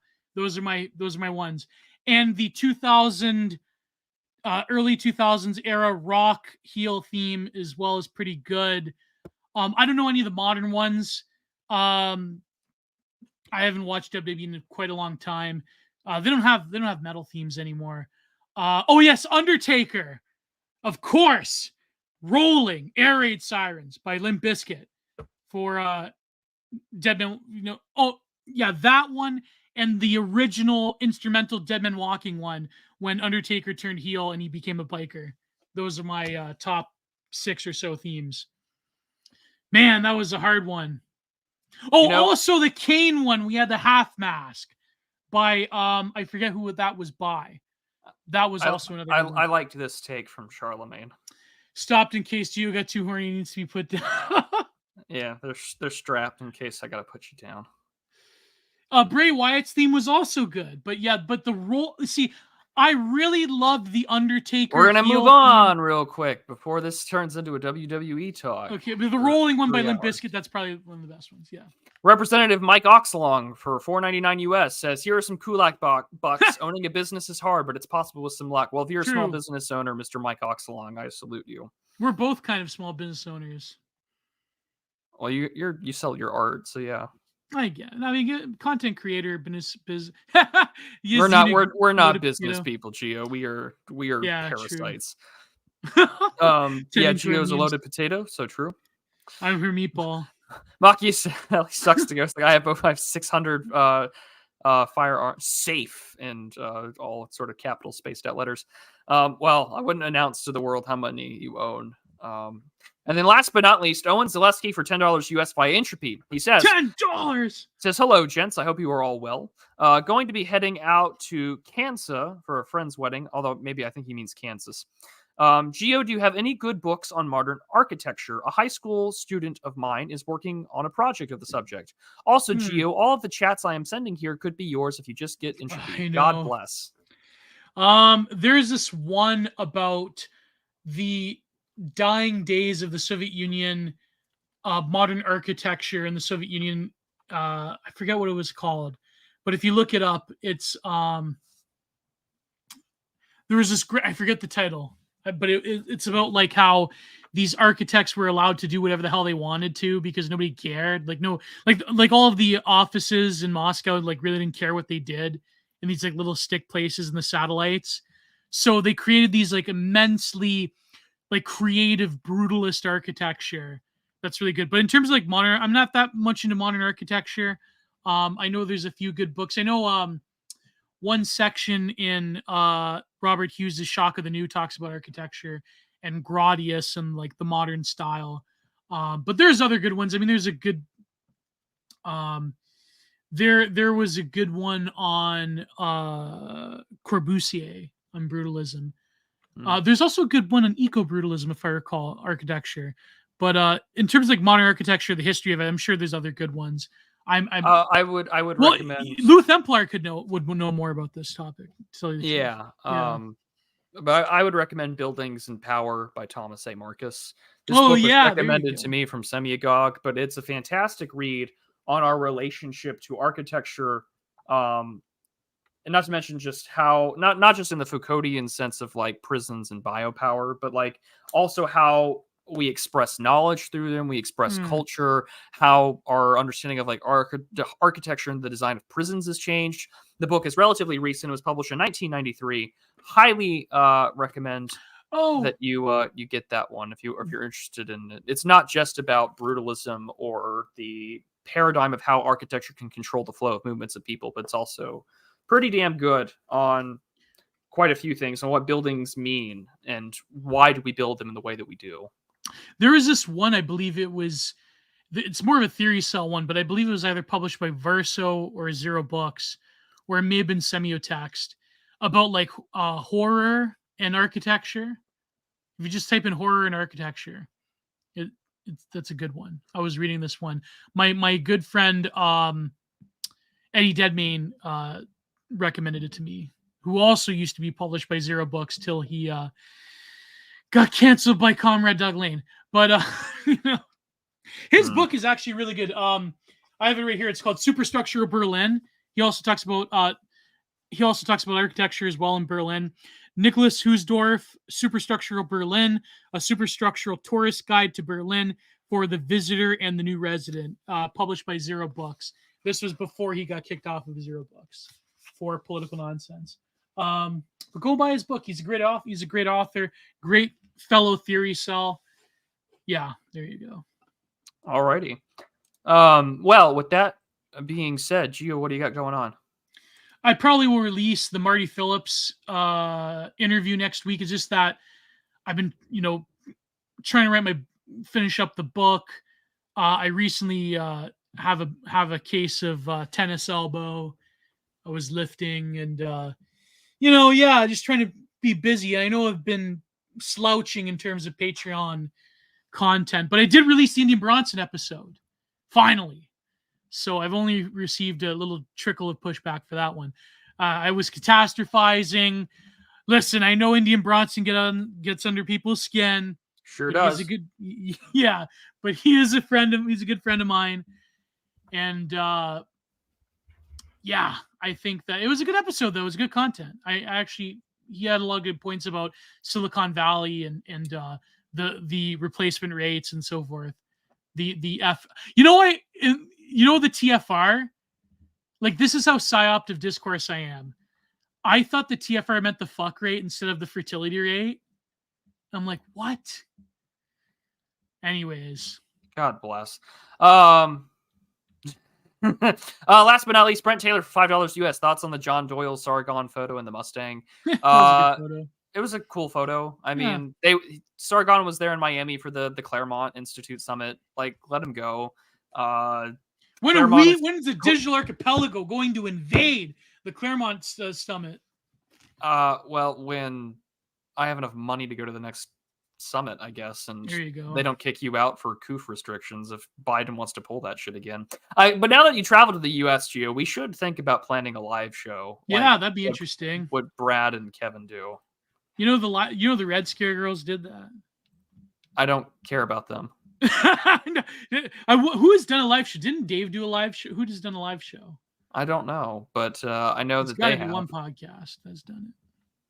So we'll it's things to consider. We'll do a live show somewhere. But yeah, I'm finishing editing some audio. It was a little wonky when I recorded it, but Patreon Book Club for September will be up later this week. My conversation with George Bagby is out on here as well. Talking about the tragedy of American diplomacy. I'll be on the Old Glory Club show in a couple hours. We're going to talk about all sorts of crazy shit there. And then I'll hopefully have that Substack out on immigration and warfare coming pretty soon. I'm really excited to drop that. And with that being said... I wanted to record a solo episode again about, I was going to review 8mm and maybe some other films. But are we both doing the Last Things? Yes, go subscribe to our friend Last Things. You can find his YouTube channel on YouTube. I also put it out there in what's the word I'm looking for? All my community tab posts. He's going to be doing a film festival throughout the fall and spring. I'm going to be reviewing Kurosawa's Redbeard with Last Things. Gio, what movie are you going over? I'm reviewing Adam McGowan's Exotica. 90s Canadian indie film Kino. I always wanted to review Exotica. It's one of my favorite films ever. And so finally we're going to do it. So there you go. Alrighty. One of the most aesthetic films ever made, by the way. One of the best soundtracks as well, in my opinion. It takes place at a strip club in Toronto. Nice. Oh, by the way, I reached strip club in Toronto. I reached 6,000 subscribers finally. I forgot to mention that. I'm at 6K. Yes, Vitalis, that's him. Go subscribe.